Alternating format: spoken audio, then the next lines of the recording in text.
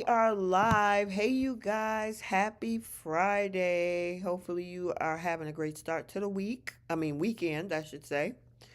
Happy Friday, you guys. I got my girl Bree. Keish said she was coming on, so I'm assuming she probably gonna come on in a little bit. Yeah. Hi, guys. Hello, Soapies. Yeah, it's been an interesting. It's been an interesting week to say the least. We got one heck of a cliffhanger today. A Yes, lot we of. did. Go ahead. I'm sorry. What you say, Bree? No, I said yes, we did. And yes, I agree with you, Miss V Young. Mm-hmm.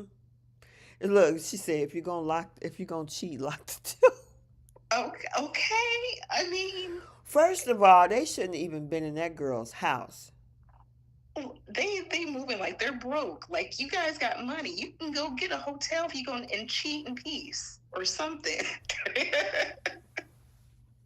Girl, that was so dumb. I was like, what the heck? Hey, Sawana. Hey, Tommy. Hey, Melissa Spencer. Miss V Young. Monique Abrams. Sharon Rizzo.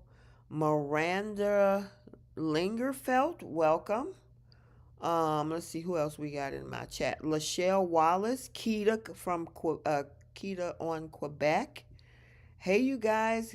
Welcome in. So make sure y'all tap that screen share tap the screen, hit that like button, share the live. Make sure y'all drop some subscribes on this channel.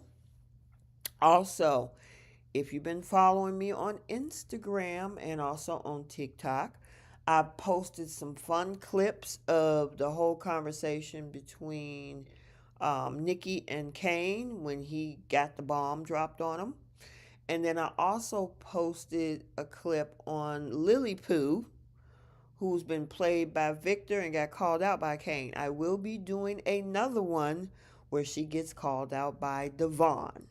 So stay tuned for that one if you do follow me on the other platforms and you get to enjoy those clips. Bree, what did you think about the clips, girl?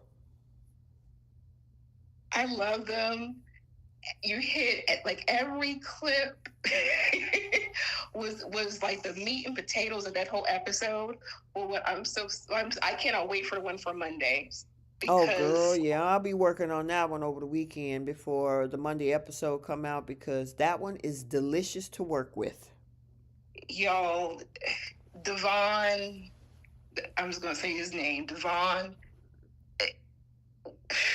the king of accountability right there for Monday's episode. That's all I'll say. Yeah, you Mm-mm-mm. already said you were gonna give him star of the week, girl, Yes, for next he week. already gets star of the week for next week. Mm-hmm. That's how good it was. Mm-hmm. I agree. Man. Listen, for those who have not seen Monday's episode, be prepared. You won't be bored on Monday. No, at all. And I'm so disgusted with Victoria. She on my last nerve. She already get pickle of the week. She get the Lily Award of the week for next week. Everything. Yep. Yep, yep, yep.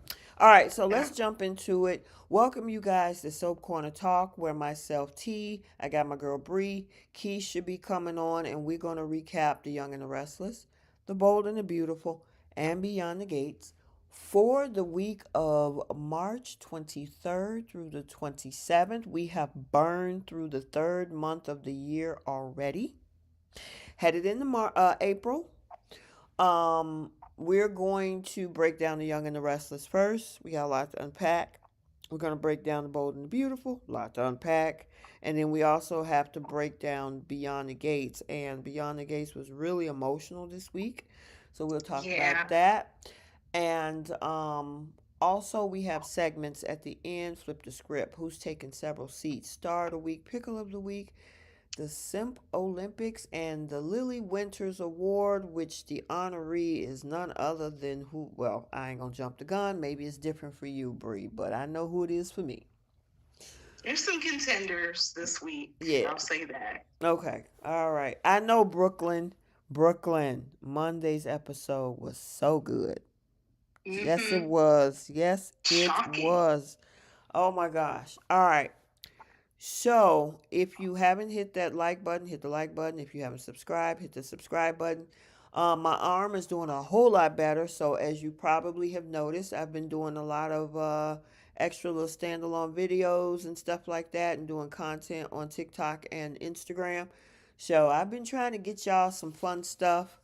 Um, in regards to extra things. If you notice, I've backed off of doing the daily recaps because we usually talk about them at the end of the week. So I just do the specialized different separate videos like spoilers, early spoilers. I did my speculation tea videos and things like that. So I'm kind of switching it up a little bit because we get to talk about the whole week together. So I figured that my energies would be better used in other directions versus every day doing a recap, you know.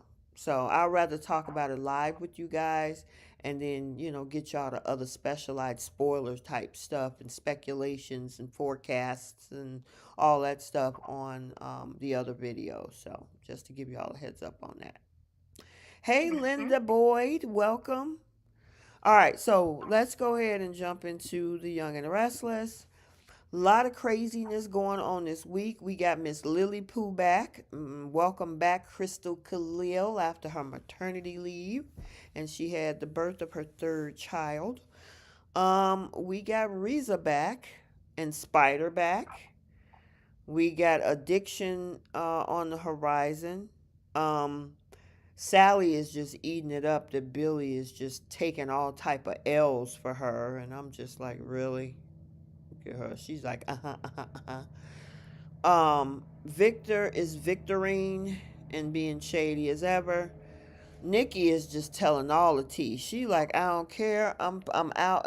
Well, there's different stories because Victor is giving stories, Nikki is giving stories, and they both conflict because they'll one moment say, she left or he kicked me out, and then y'all flip it and say, well, I left, but I'm like, get your story straight. You know that man kicked you out that house, so stop. Just say it. We had Diane getting on my nerves this week as well with regards to, she didn't care about the drugs that was in his system. It shouldn't have mattered. I'm like, wow, okay. So, ooh, don't let me go down that rabbit hole. I'm not gonna do that. I'm gonna hold my tongue, Bree. Because I was gonna say something about Mickeys and Roofies, and I mean, is that what you would tell one of your girlfriends? Okay.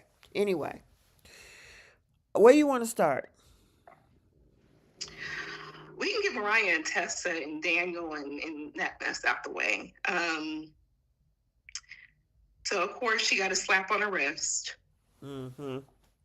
Shocker Shocker. for what she did to that boy. Mm-hmm. And I'm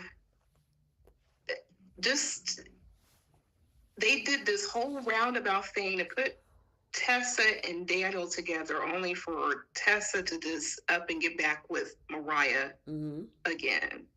Mm-hmm. And I'm like, what did we just watch? Because Girl, there was still no resolve after what she did to that man. Mm-hmm. And she took herself out of the mental facility, and then she kidnaps this boy, and she basically gets off scot-free because she can just go to a mental institution on an outpatient basis. So there's no justice for Devon and Abby for what they had to deal with their child being gone for several days. So I'm just kind of sick of the fact that none of these characters, as of late, are held accountable for their actions. Yeah, none of them. And I just think they needed something to spike February sweeps because she was part of the whole February sweeps thing.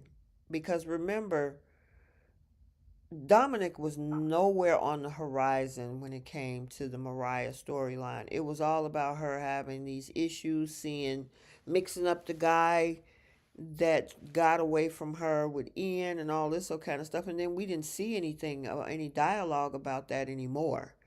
And then in February, well, late January, then you decided to, oh, let's have Mariah start thinking about Dominic again and wanting this as her child again, when we had already moved past that when she adopted Aria, her and Tessa.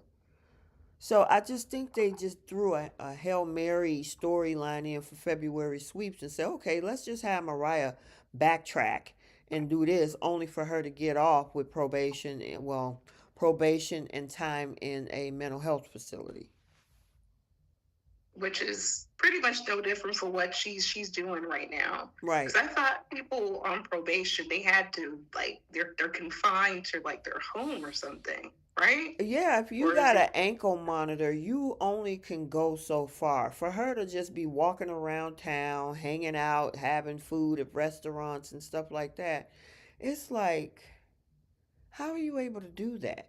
You should be confined to your house. If that's the case, that's how did you think she was able to run into Dominic? That's the purpose of house arrest, to keep you in a confined space outside of jail. So yeah, that didn't make any sense to me. None of it does. And now, it took Tessa, because now the whole Daniel and Tessa thing may be off the table. I don't know what the future holds, whether Tessa's gonna be sneaking around, or who knows what they're gonna do. But it looked like Tessa and Mariah is gonna get another go of it. And that was the one person that got her to change her mind, and now she got probation, and yeah, we move on to another storyline. Yeah, I felt bad for Daniel. It was like he lost another girl, but at the same time, it, That's what people happened when are, you get involved with unfinished business. yeah, very valid point. I mean, at least, unlike Deacon, she at least made the effort to move on with her life and file for divorce. And her wife was actually aware that she was making moves to do that, Mm-hmm. unlike Deacon. But yeah, this is also why I feel like sometimes you can't. There's like a blurred line with dating your friend, and then they want to try to go back to being friends. And like, you crossed that Line line, already. Yep. and you're not going to be okay with seeing Tessa with her wife and her sharing her love life with you all of a sudden. It's just different. But I mean, he did the right thing. He put that back in Tessa's hands, and for the life of me, I'm surprised she even wants to work it out, because Mariah pretty much put that girl through the ringer for several months, Mm-hmm. and also abandoning their daughter. Like, for me, if they want to salvage their marriage, that's fine. Salvage your marriage. But she's going to need to go through therapy for at least 6 months before I commit to anything like that. At Mm-hmm. least make the effort to go see a therapist. Because Right. Sharon said that she sees a therapist, but they can't get through to her.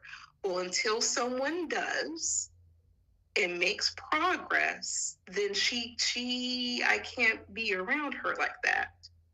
Yeah. Now let me ask you this, because Gail Lewis said in the chat that she heard rumors that Tessa is pregnant with Daniel's baby. Would that be one heck of a twist?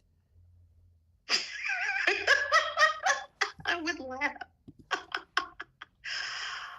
Oh my God.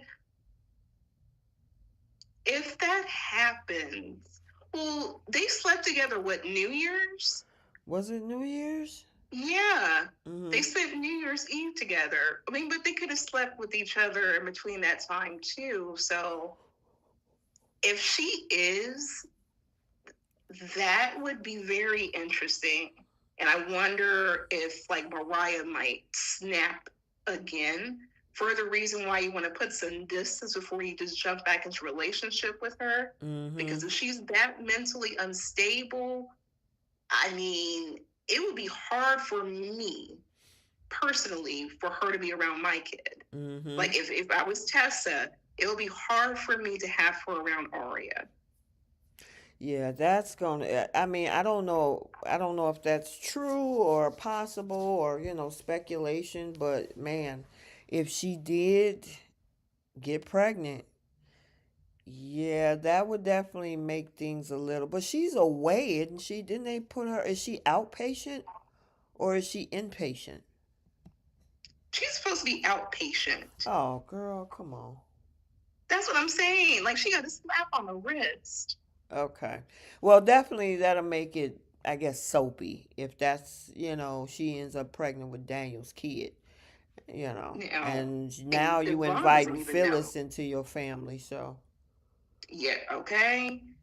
And that's another pill to swallow. But Right. Devon doesn't even know, and I'm curious to know what his reaction is going to be when he finds out. Yeah, well, hopefully we'll get to see more of him. We definitely will get to see a lot of him on Monday. But Okay. we'll see whether whether or not what is going to be his reaction, him and Abby, because I think there's a spoiler. Oh, it is a spoiler out there next week about the two of them, Devon and Abby's had, I guess Dominic have an issue or something. So if he has a setback, then it's possible that knowing that Mariah is out on an outpatient basis, it probably pissed him off. So Yeah, that I, all the money in the world, y'all are billionaires. Me personally, there would be no way she just gets a slap on her wrist. yeah. So all right, what are we doing next, girl? Okay, and Billy and Sally. Well, yeah, Let's do I was BI. gonna Get say, them out the way. yeah. So they're gonna go see Jill. Mm-hmm. Okay, great. He should have been and done that and made up with his mama 2 years ago. Right. But some people have their coming to Jesus a little bit later in life. It's okay. Mm-hmm. But I do like the change that I'm seeing with Billy. That's why Mm-hmm. it kind of it sucks that he lost Chancellor because I don't want that in Victor's hands after everything Victor has done. But I do like that at least he said he needs to try to regroup and he needs to start from the beginning. He needs to go work things out with his mom. I mean, he's not like regular people where we have to worry about our bills and everything. He got at least a little bit of money in his pocket to where he's not worried about a paycheck. So he's like, look, I'm gonna go see my rich billionaire mother and try to make things up with her. Why don't you come along with me? So they might end up getting married. You think so? Yeah. Because how many times have they broken up? Twice, two, three times? Was it twice, maybe? No, it's more than 3 times. Oh, okay. They broke up twice for sure last year. Mm-hmm. And then I know they broke up this year. I can't remember if it was the fourth time, but they broke up enough times and she moved out twice. I remember that. Yeah. But they keep putting these two people back together, even though we don't want it. Now I do feel they're eventually going to get married, I guess. Mm-hmm. But I did not like the fact in the writing they put the blame on him for their breakup. Yeah, I agree with that. I mean, and she didn't stop him. I mean, a lot of this stuff, Bree, and you and I have talked about this, whether it was on this platform or on the group chat. Mm-hmm. This girl has basically not allowed him the space to move how he wanted to move, and he wasn't moving recklessly. In my opinion, he was handed something that he wanted to run. He got screwed over by Phyllis by giving Chancellor back to Victor, but he didn't even get the opportunity, and he made it as if he was obsessed. And I'm like, when? She keeps drilling that into his head. And most successful men become obsessed with the thing that they're passionate about, and that's how they're able to have the lifestyles that they have. Mm-hmm. But take LeBron James. If he wasn't obsessed with basketball and perfecting his craft, he would not be a billionaire today. Right. Same with all these other rich people. He was obsessed with getting that company mostly because he felt wronged and he wanted to right that wrong. Mm-hmm. He didn't go out of his way to take it, it was handed to him. Mm-hmm. She got in her feelings because she, for one, didn't think it was going to happen, and everything they agreed to came to fruition, and he basically didn't do what she said and didn't listen to her. He didn't follow her control, and that was bothersome to her. Mm-hmm. That's what I And had. then, Oh, go ahead. and then all of a sudden, she had a coming to Jesus at the 11th hour. Yeah, I mean, because that to me it was, and I've said this prior a while back. She wanted this man to be under her control, as long as he moved, because she should have known who she married. Billy is going to be Billy, okay? And right now, he was moving in a good space. He was willing to work with her and as her junior executive and everything else over at Abbott Communication. This man turned around and gifted you a whole nother company, and then you still tried to break up with him. Correct. He gave her 2 companies. Well, yeah, she already had the Abbott Mm-hmm. communications with his name on it, thanks to, Jill giving the money and all that old kind of stuff. But then turn around, he ended up getting Newman Media for her. And she was digging in her heels, almost walked away from this dude, telling everybody, oh, this is what he did to me. I mean, it had Audra mad. Only to go Yeah. back to him, and then he grovels talking about how, yeah, I was obsessed and I wasn't thinking straight and this was on me. And I'm like, wait, what? Yeah. And then she's just smiling from ear to ear, like, "Well, I came back to you." Mm-hmm. She's so happy. Some people just like to be right, even when they're wrong. Yep. And I'm like, if this is what's going to keep them together, where he just grovels to her and say that she's right, and they're going to keep these two together. And I think that they're eventually going to get married. She's going to finally get a ring Maybe out the even a deal. Say that child. I don't know about that. Okay.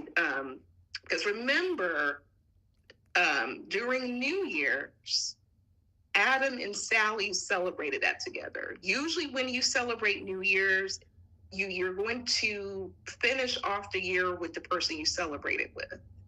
That's the thing I always hear. They've Gotcha. already kind of set the tone of putting Sally back with Adam. How that's going to happen, who knows? But I think they might end up getting engaged. They might end up getting married, but I think it might be for a short-term purpose thing. Mm-hmm. But I mean, I guess good for them. They're going to take a trip to London. They're going to see Jill. I wonder if this is going to fall in line with her anniversary coming up in the summer. Mm-hmm. And yeah, good Okay. for her. But he's done very well of handling his reactions, especially when it came to Chelsea. Mm-hmm. Ugh. Oh, But yeah. Was that this week? yes, it was. Okay, yeah, because I did a standalone video about that too. Didn't I? No, I started to. And it was so much. That was a lot of dialogue to get through, and I was like, okay. And then the whole Kane thing came up. But yeah, that girl was picking. She was trying to pick a fight with this dude. Girl, trying to pick a fight with him and then saying maybe that was Friday or Monday, something like that. She was picking at this man, and everything from the get-go is because of Victor, but she's one of them now. Hey, Keish, can you hear me? Yes. Girl, I can't hear you. Hello, are you there, Keish? Okay, I don't know. You might have to go out and come back in, girl, because we can't hear you. Yeah. All right. Hello. Oh, there you are. There you go. Can you hear us? She must be having some technical difficulties. That's all right. All right, go ahead and Can finish what you were y'all saying. hear me? Yeah, I can hear you. Okay.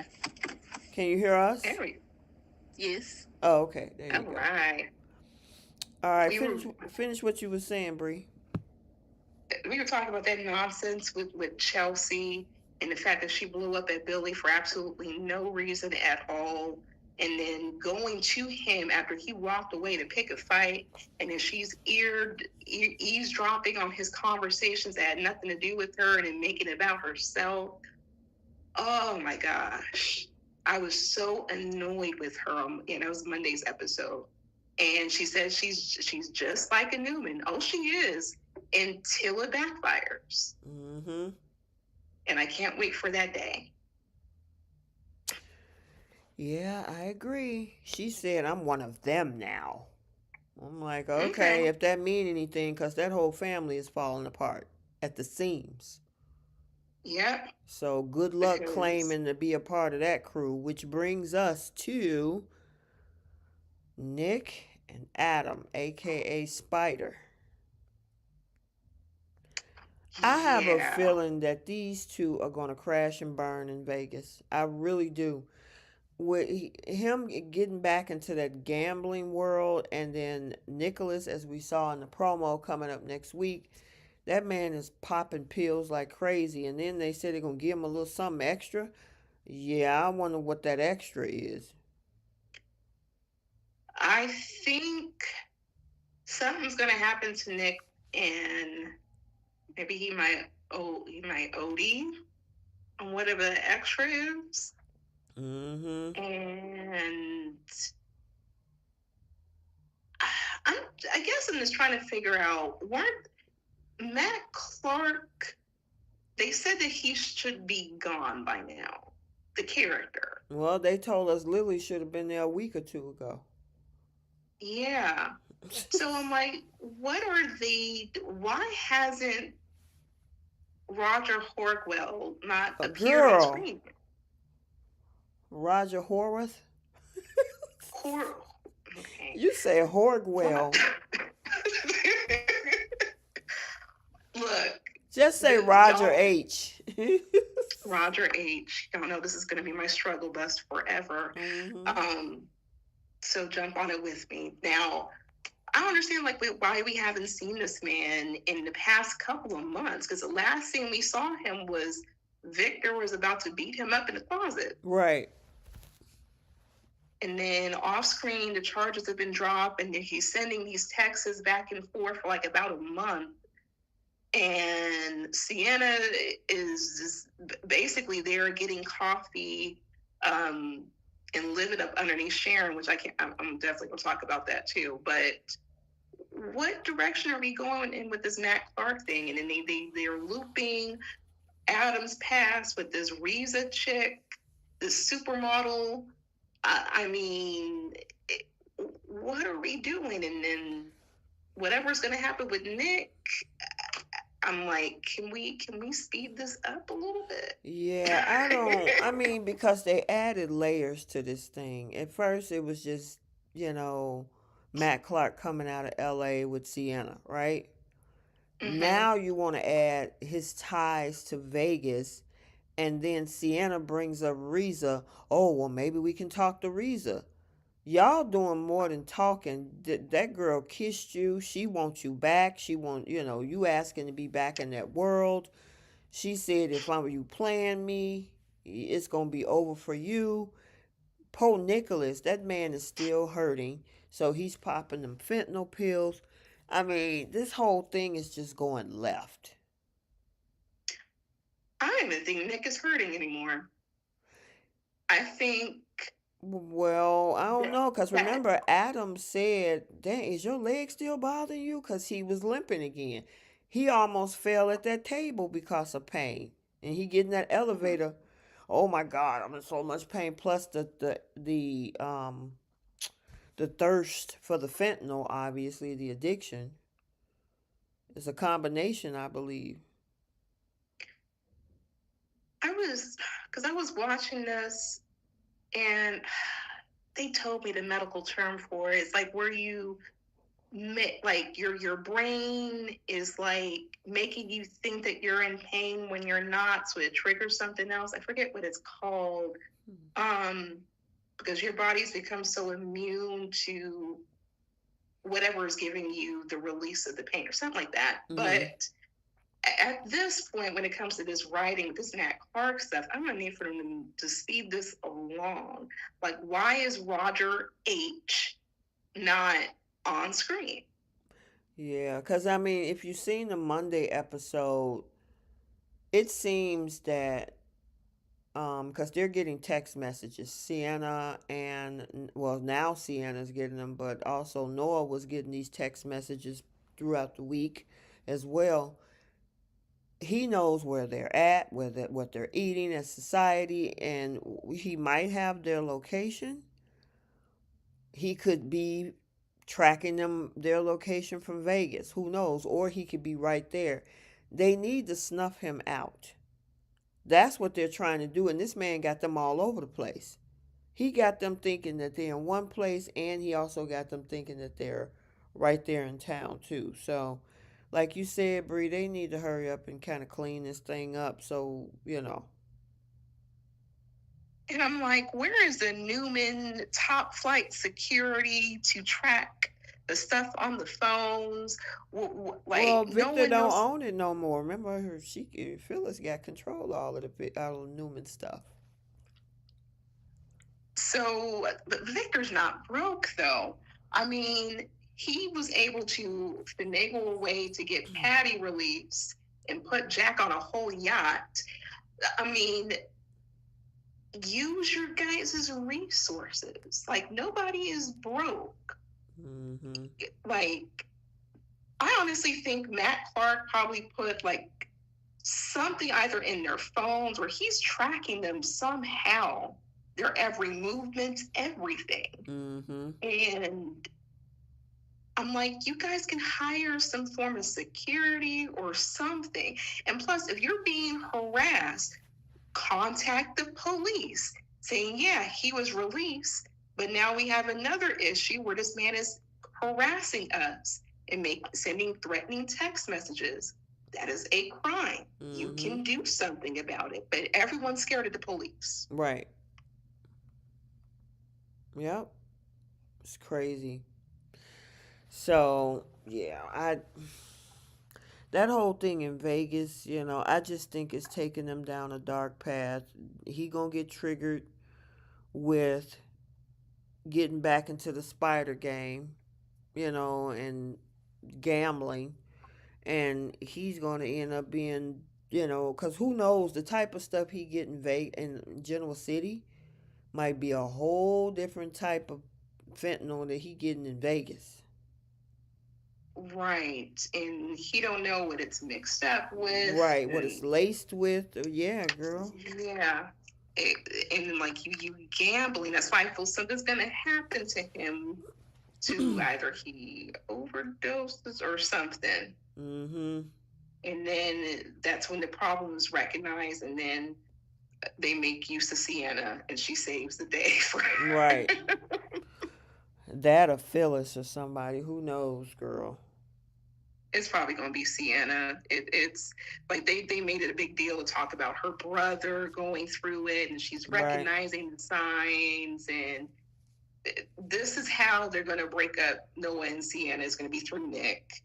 Yeah. Because they're already slowly trying to showcase that Audra and Noah still have their chemistry together. Yeah, and then she made that. Let's talk about that, because this girl, when they were having their little conversation, because I thought he was pretty much mad with her when that whole Kyle conversation over at the athletic club. Right. He was mad with the both of them, and he walked off, and now he's like okay and talking about their past, and and he was talking about his connection with Sienna, and she talking about pretty much Noah was the one that got away. And I'm like, okay, so you just dismissed Nate. Apparently so. She's like, Nate who? Yeah, exactly. Yeah. But they have great chemistry though.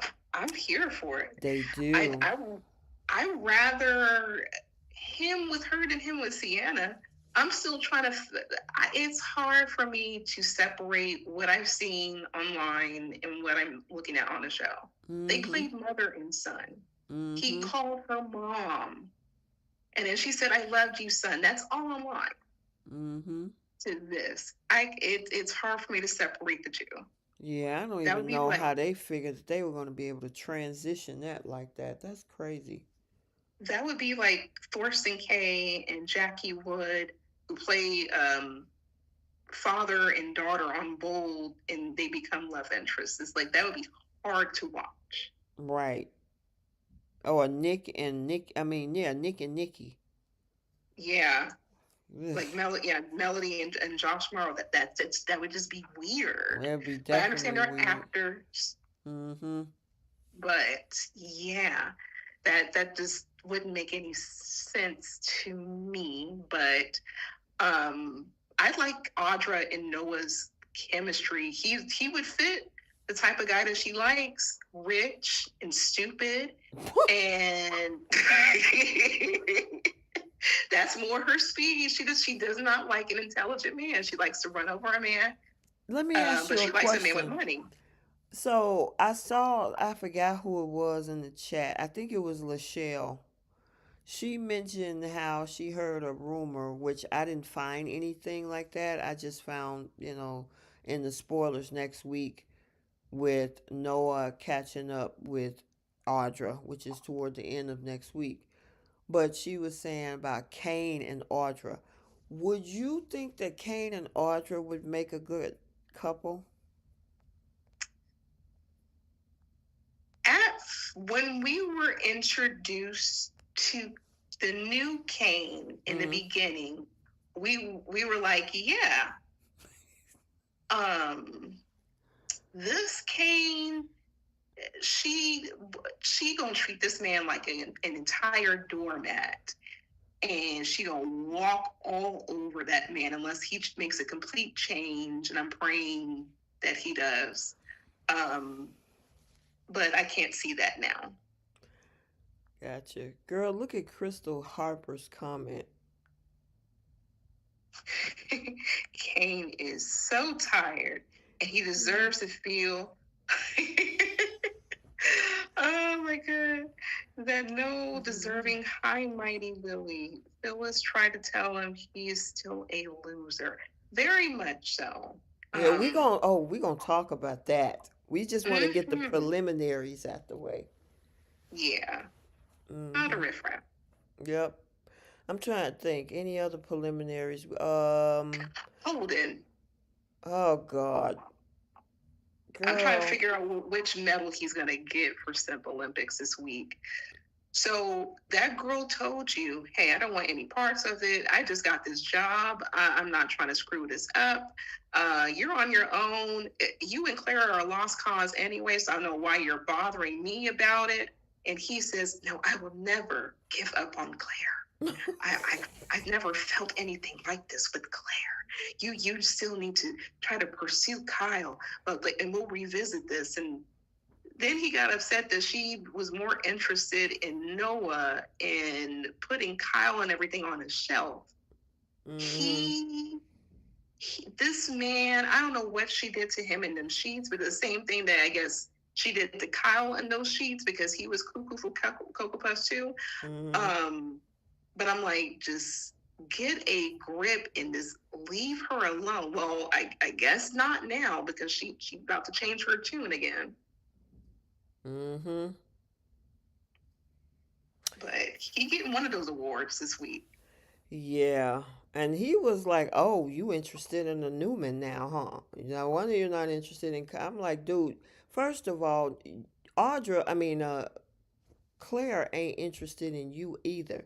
Now I don't know, cause she maybe want to use you as a mid-afternoon snack, but you're not getting a relationship out of that.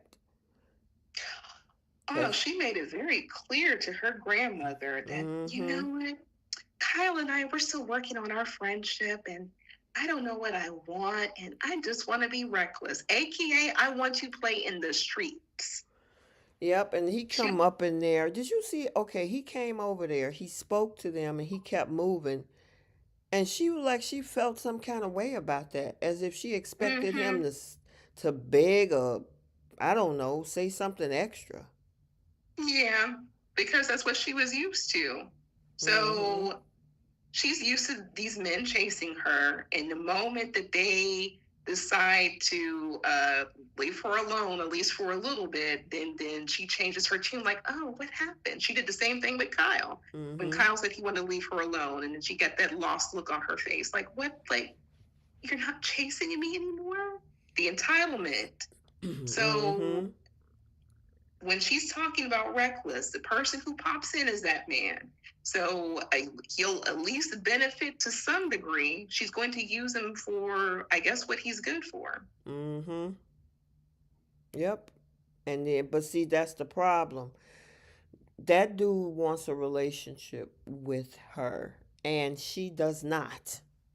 And it's like, girl, I understand you want to go have a little fun with that, but that dude wants something that you don't want.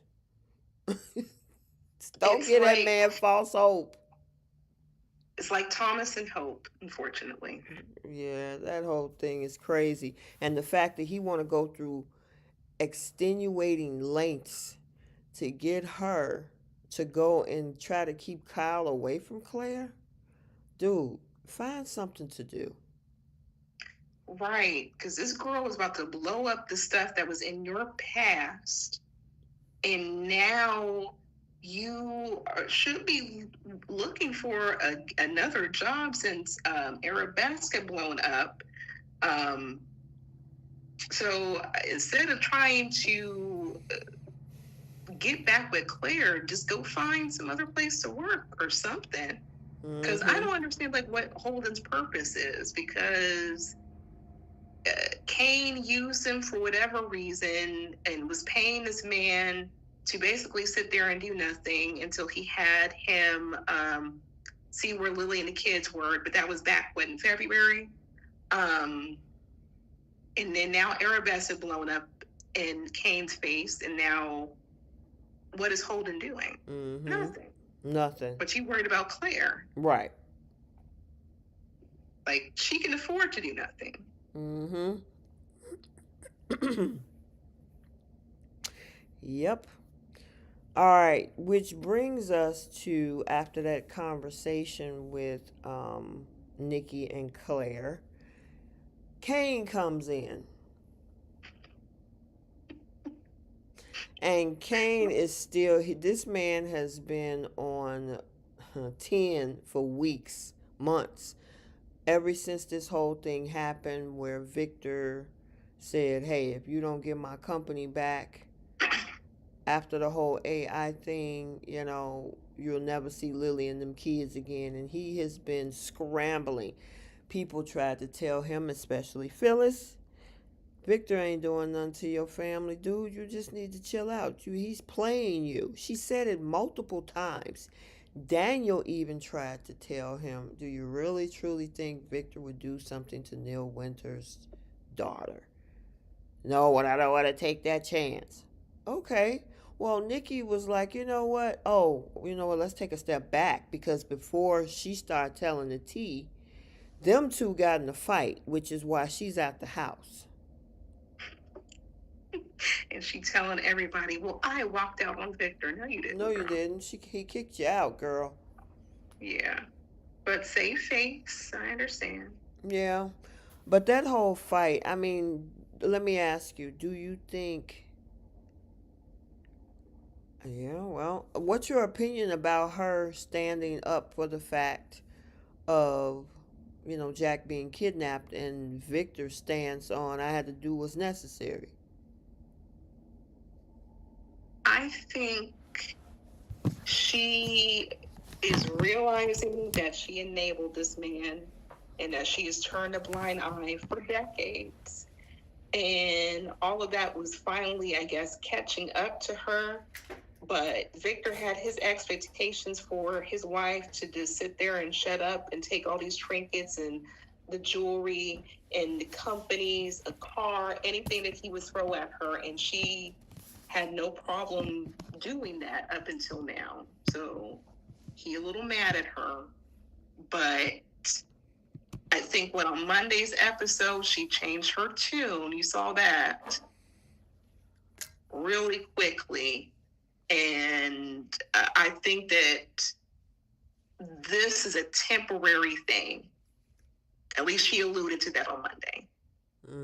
I think she just told oh boy that just to keep her out of her business. Cause I mean, you telling your grandkids it's gonna be it'll be over soon. I don't know about that one because Victor said otherwise. He said it might be irreparable. Um. Anyway, so after their breakup, she runs over to check on Jack. Jack is apprehensive. Oh, wait a minute. We still got the Diane and Kyle conversation, too. And Diane and Patty. Yeah, Diane. Well, girl, oh, yeah. Okay. It was so much this week. And Keish, did you have anything? Because I don't want to leave you out, girl, if you want to chime in on anything that either we said or. I missed all kinds of stuff this week because I didn't even know Diane and Patty talked. Dang. All right. I completely missed those things. Okay, gotcha. Well, okay, so Diane moved out. We saw that, I think that was Monday, wasn't it? She moved out on Friday's episode. Then we saw her and Patty talking, I believe, probably Tuesday's episode, if I remember right. Yeah, because Monday was all about Mariah and stuff, wasn't it? Yeah. Okay.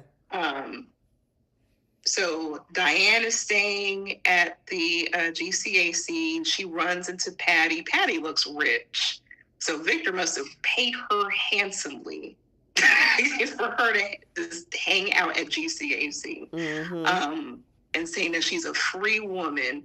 Who pulled those strings? Right.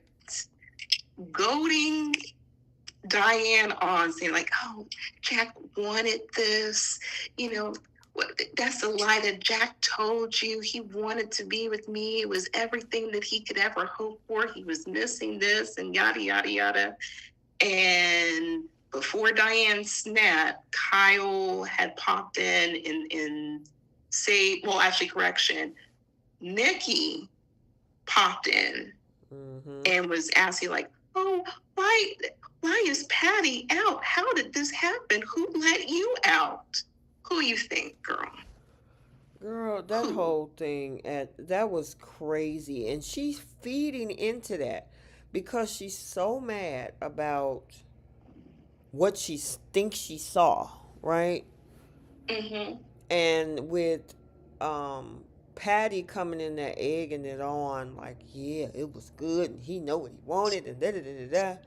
She's sitting up there eating this mess up, so much so that when she had that conversation with her son, because Kyle had a conversation with Jack at the house, and he was like, yeah, when you kind of let the dust settle and look at this thing, Victor's behind all of it.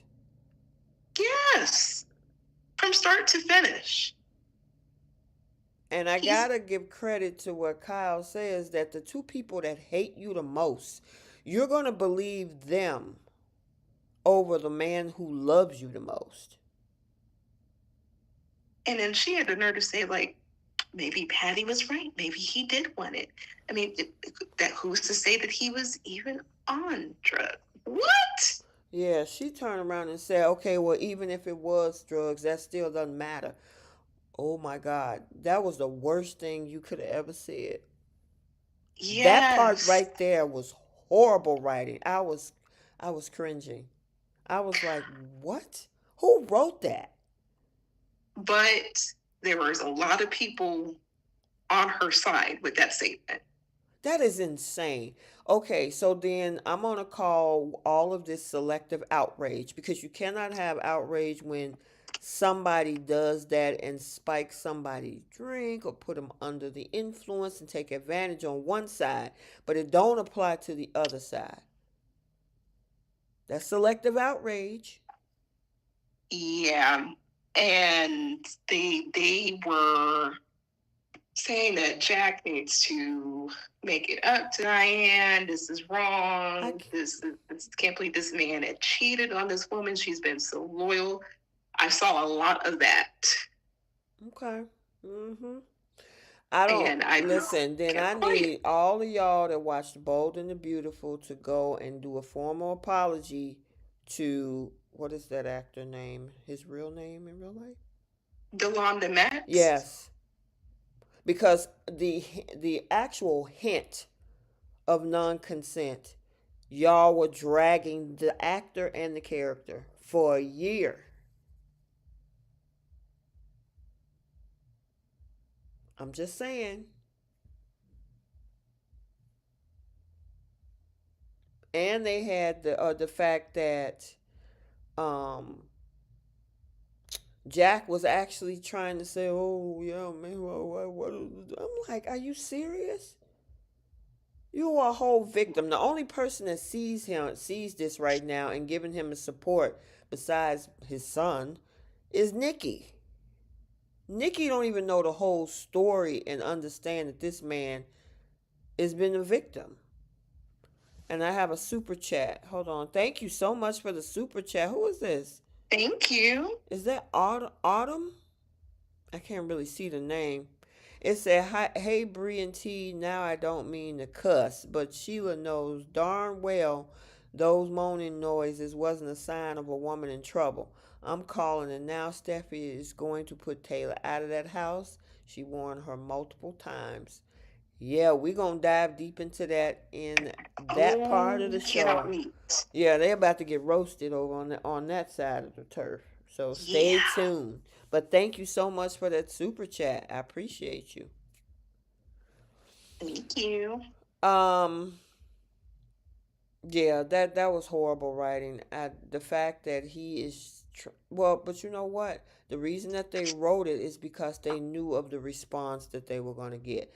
You cannot write that in an environment that is not acceptable. I agree.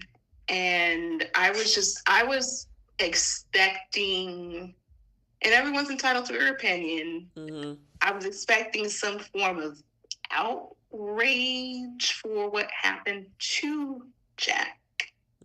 But I guess people just see the cheating aspect of it, and the reoccurring thing I keep seeing online is like, well, he's a man. Like, no matter what you do, if that part is functioning, then he wanted to do it. I'm still stuck on that logic, but I saw that consistently. Well, being respectful, I'm gonna say this respectively. Take a biology class. All right. Thank you for the new super chat. It said, after all the things Victor has done, Nikki stood by him, but has an issue with Jack kidnapping when she wasn't this mad when he brought Marco in the picture with Phyllis. Yeah, that's another situation that was insane. You put a man in her bed that was not the person that she consented to in that case. Yeah. This man has nothing but a huge criminal history, and he's never been accounted for his actions. That is crazy. And I wonder if Phyllis catches wind that she's going to catch wind because Patty's saying at the DCAC, so is Phyllis. So she'll find out and put the pieces together and then make Diane look really stupid. And I hope that she brings up the stuff that happened with Marco. But I just don't understand Diane's logic with all of this. Yeah. Like, that's your husband. You are willing to give the benefit of the doubt to Patty and Victor over your husband. Yeah, and I did pin a comment in the chat by Medora Bohannon. She said people think men can't be S8. Yeah. Yep. Men and, And and boys. That too. yeah. That too. So I appreciate that comment as well. Yeah, I'm curious to find because the support that Nikki was giving Jack is where Diane should have been. That girl got Right. home, and by the end of the before she was gone in like a less than 2 hours. After everything that both her and both Jack and her son went through, that girl lied so many times in the beginning. And every time you look up, there was a new lie and another one and another one. And they got past that one. They were actually stealing Nikki and Victor's jewelry to prove something. The whole thing with Jeremy Stark. All of that mess they went through, and they stood by that girl. And in this, which was something manufactured by Victor, you were out the door.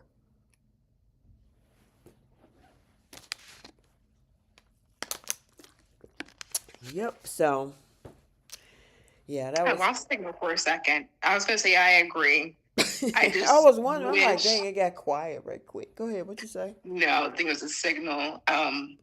But yeah, I was very disappointed because Diane, for the most part, has been all for the Abbott family. Yeah. And the leader of that family went through something, and she saw the pictures he was taking. This is not anything that he wanted to do. Right. It wasn't like there was a lead up on something where she was finding him missing in action. Like I could see if Nikki was in that room, you might would consider not the drug part. So I'm not going to even just removing the drug part. If Nikki and Jack was on that boat together, I could see her reaction because there's been a lead up to Jack caping for Nikki any day, anytime, whenever, right?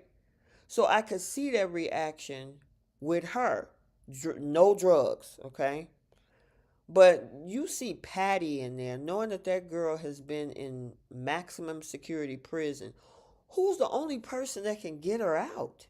Do you think your husband purposely was out there meeting Patty? It just doesn't make sense. No, at all. And her, I'm like, all she can do is see that she was cheated on. And it's kind of the same thing Electra did a little bit until she kind of rationalized that, oh, something terrible had happened to him. And so she found it. And it's the same thing with Katie. Until they found out it was Luna, all of a sudden he was attacked. Right. You know? But Patty is a psychopath, crazy person, and you're believing this over your husband. I don't know. Whoever wrote that, it was just like, ugh. Did you purposely want it to trigger, or maybe did you want to support the people that was like, yeah, girl, that shouldn't have happened. She shouldn't have cheated. I don't know what audience you were trying to reach with that dialogue. I'm just saying, we have those candid conversations over here. So, hey, we don't like it either way. I call it both ways. Unfortunately, based off of what I see online, we're the minority. Good who God. feels differently. Okay. I was really surprised by that. Wow, that is crazy. Okay. All right, let's keep it moving, girl, because we've been down that rabbit hole for another 20 minutes. Oh, yeah. So now Nikki is over at the GCAC. She's talking to Claire. Kane shows up frantic, trying to get information. Oh my God. How is Lily? Do you know how she's doing? And Claire was still even though this man is freaking out, Claire was like, Grandma.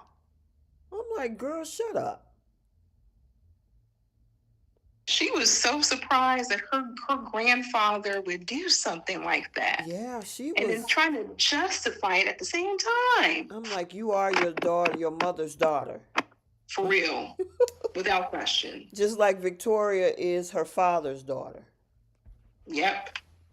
Oh, without question. I mean, And it really, really upset me on Monday's episode too when Nikki talked to Victoria. I'm like, Yeah, y'all ooh, will get to see that.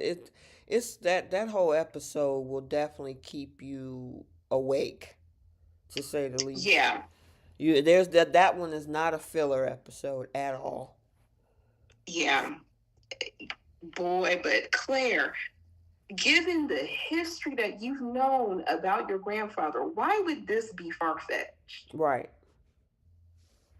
Like, you already know firsthand what Kyle had told you, and the fact that Victor has been trying to go after the Abbotts for decades. It's an ongoing feud, and the fact that Victor is ruthless enough to have your mother arrested on her wedding day, and he locked up your Aunt Jordan in a man-made cell in his house, throwing Brussels sprouts at this woman. This man has had a long line of criminal history that you have been told about already. Why would this be so far-fetched? Yep. But why do you think your grandma left? Yeah, and she was like, "Well, I know that happened, but maybe you can go back." What? Would you go back if you were Nikki? Girl, listen. Claire idealizes her grandfather so much. It's not possible. He can't do this. Is the same man that forgave me. That's because you're a Newman. And he still do crazy stuff to other Newmans. Look at your mom arrested on her wedding day. Come on now. Yeah. No, after kidnapping somebody, to answer your question, no. Would you be, if you were Nikki, given the history that Victor has, had with the Abbotts, would you be friends with Jack still? Wait a minute. Okay, you saying knowing the history that Victor has? Victor has with the Abbott, well, with Jack Abbott particularly. And at least she admitted that her friendship with Jack is a catalyst for a lot of the issues. Would you still be friends with Jack? Nope. But look at Keisha. She came out of nowhere. I mean, it's logical to not be friends with someone who is your spouse's aunt, regardless of how good of friends you were in the past or previously. Which really, Nikki came into that city or into that town or into Victor's life, and she didn't know Jack. So befriending him after the fact, when they've been each other's ops for decades, I mean, why would you do that? It's the same way that people were annoyed with Finn trying to be Hope's friend when they had no previous relationship before that, and you came into the picture with Hope already being your wife's like, why are you trying to be her friend? It doesn't make any sense. So yeah, Nikki needs to cut that cord, and so did Jack, to be honest, because Nikki and Diane don't get along.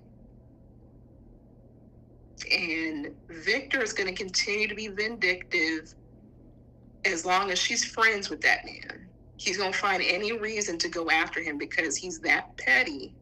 And it would solve a lot of their issues. Even Diane, I think she said that last month. If they cut off that friendship, that would solve a lot of the issues. Now, granted, there's children intertwined between the Abbotts and the Newmans, but those grandchildren are pretty much grown. You got little Harrison, but that's about it. Victor's not threatened by that. But it's Nikki's relationship with Jack and him always caping for her always like leaning towards that side that causes Victor to make the moves that he makes. And them having grandkids or kids or great grandkids, whatever, that are intertwined doesn't mean that Jack has to be the one to save Nikki every time she falls off the wagon, or vice versa. There still has to be boundaries there. Let me read this super chat. It says most men don't report they have been SA cause the world views them as men. They are supposed to be the strong one and never show emotion. Thank you so much for that super chat. Is that Monique? It doesn't show me on my end who that's from. It's like, I guess the name is too long or something. Can you see the name of that super chat? I see. I want to make sure I give the credit. I can't. It's just an @ sign up there on my end. Yeah. I don't even see it anymore. But thank you. It's like it went from orange and it disappeared. Uh-oh. Okay. Oh, that's Monique. Hi, Oh, there's Monique. Monique. Okay, thank you, Monique. I appreciate the second super chat that you sent. I appreciate you. Thank you so much. Thank you. Yeah, but so she proceeds to tell Kane, and the look, and I did a clip. So if you haven't seen it with the little extra edits on TikTok and Instagram, that man looked like the wind was just sucked out of him when he realized that he's been played. And I don't feel sorry for him because Phyllis tried to tell you. Daniel tried to tell you. You didn't listen. You actually was so fearful of Victor that that man played you. And we'll talk about somebody that Lily getting played too. But he got played. And that's what he get. Because he should have known that this man wasn't going to do nothing to her. Yeah. That look on his face, that clown suit he had to wear. Girl, I should have put a clown suit on him.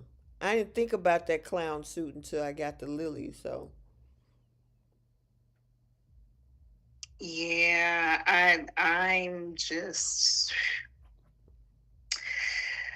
They try to tell you, Phyllis, most of all, the soapies try to tell you in the chat. We all told this man. I don't know where he lost any logic for the past couple of months and still didn't call the police if he was this worried. But you allowed Nikki to give you the okie doke. Yep. Yeah, I mean, that right there was something else. But this might be what we need to shake him up. Course with him. Exactly. So Lily, this is where we got Crystal Khalil back. She shows up over at Victor's house. And he's like, "Oh, glad to have you back," because I did a clip on her too. And yeah, she did. Yeah, and I'm gonna do one for Monday, as I mentioned earlier, because that one is that one's gonna be crispy. She goes over there thinking like, "Okay, give me the keys. I'm ready to sign on the closing documents. We're at the closing. Closing is done. The ink is dry. I need them keys." And he like, "Well, not so fast. We gonna have to wait a little bit longer." And then she had the nerve to say, "I should have thought. I knew you were gonna play me again." What made you think that, Lily? Huh? Because he played you before many times. And this would be the 4th and about to be the 5th time because she wants to wait it out. Sit around and wait. Mm-hmm. Yeah. I don't. I mean, we just talked about Phyllis doing that. You hate this man, yet you continue to make deals with him. I don't understand this. So y'all hate the man, but y'all see him powerful enough to make deals with the man.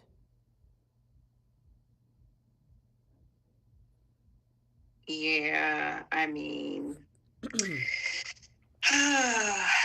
and then she had that little realization that, yeah, I look stupid. I did this basically for nothing. And once again, nothing is in writing. Even if there's no contracts written up, sign something in writing, because what if your brother your cousin or Kane were to call the police and people were out there really looking for you, really searching for you, and then we find out that you're part of this scheme, Mm-hmm. they could hold you accountable and you have to pay restitution, same way Phyllis had to do for when she committed her crime and faked her own death. Mm-hmm. I think Phyllis had to pay, what, 2 point something million? Yeah, it was a lot of money. Yeah, so Victor was having you agree to committing a crime along with your kids, and then you got nothing out of it. You were an idiot. Yeah. And then the thing is that he played her while she was away, because he never told her during that time that Kane lost leverage. He was no longer leverage because he no longer owned the company. And she was like, well, why did you not tell me about this then, if he no longer had the company and you still had me hiding out? That's because he was still playing you. He did try to use Kane toward Phyllis, but yeah, that didn't work at all. Nothing's going to work towards Phyllis, and we find out on Monday too. Mm-hmm. Yep. So, I'm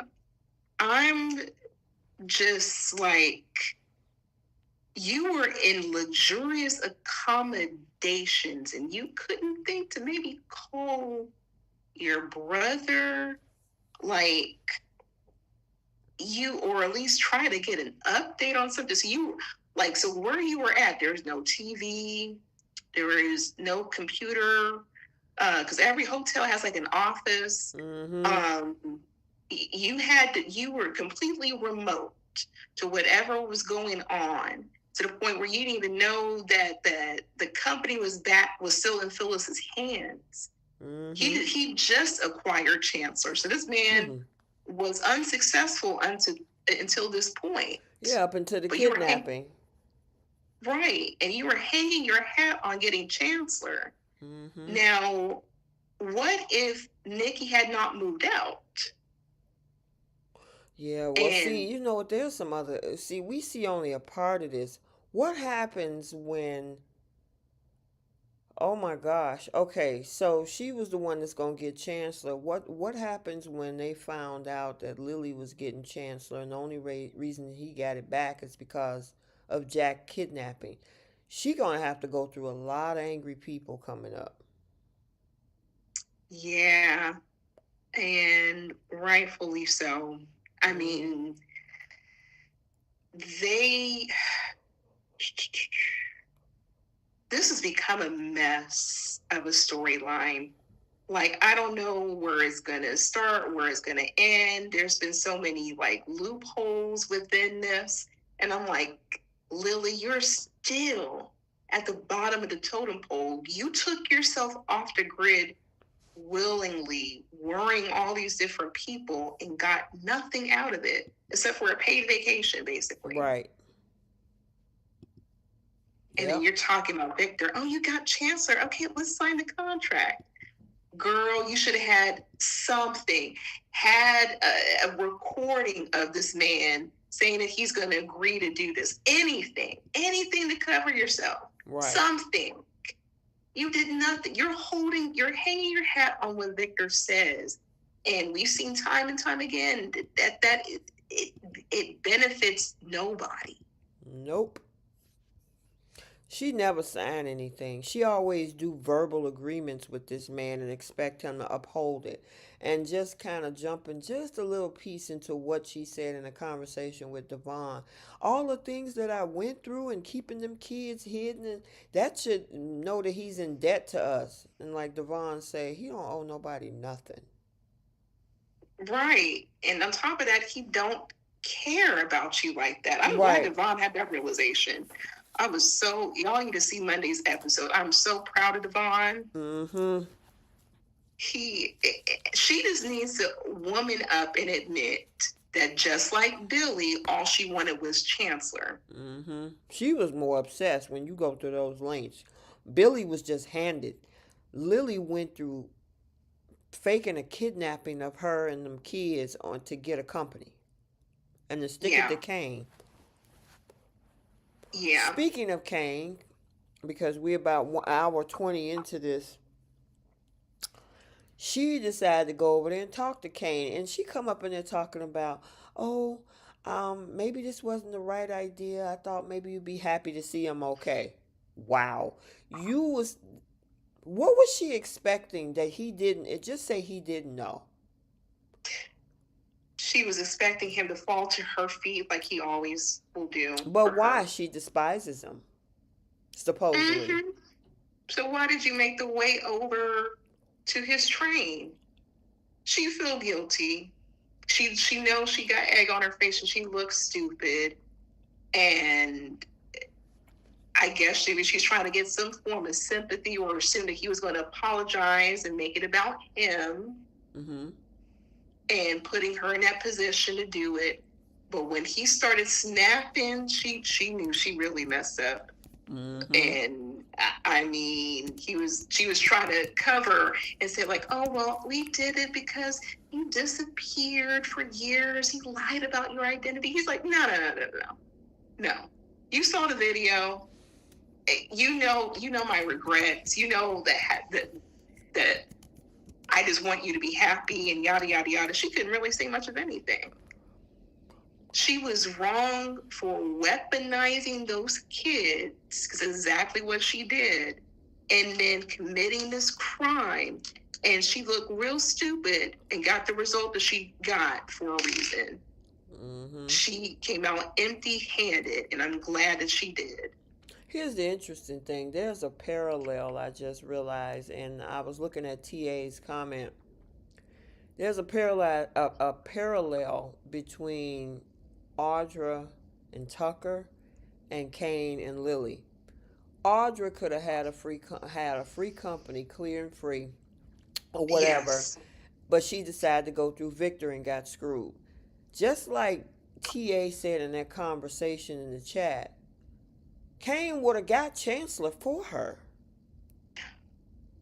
But you decided to go this whole long route through kidnapping and you getting Victor and all of this when Kane would have probably got it for you.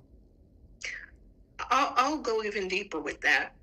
That man wanted to share his $1 billion fortune with her. Mm-hmm. So she didn't have to worry about leaning onto her brother. That legacy could have been for them as a family and for their kids. But she was so happy when Victor decimated that legacy when he had the chance to. She is a fool. Yeah, she worse than Audra. We used to talk bad about Audra making that decision. You even worse.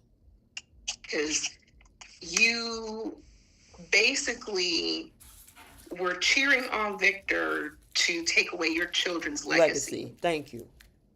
And this man wanted to share that with you. He didn't care if you came out of relationships and you were getting ran through. He didn't care about any of that other stuff. He wanted to focus on the now. He said, hey, yeah, I hid my identity, but I built this legacy for us. So I didn't want to tell you this until I was able to succeed. And I want to come to you as a failure.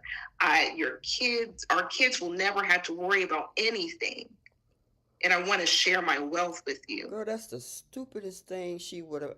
Most women would be like, what? Really? Me? Even if she didn't want to get back with Kane, she wouldn't have stepped in the way of her kids' legacy. Right.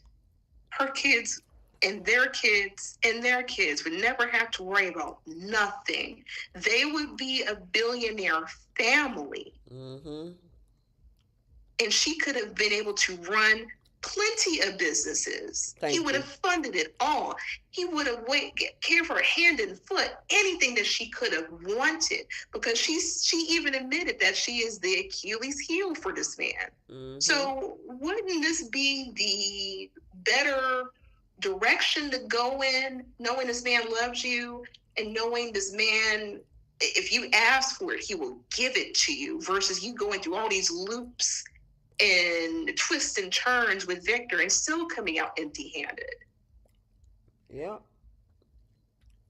Got Damien on her hands. I mean, went through all of that trying to make him jealous, breadcrumbing this man for a whole year.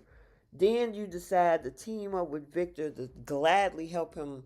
Yeah, I hope he lose Arabesque. And then say, okay, you know what? Let me fake my own kidnapping so he can get that company back.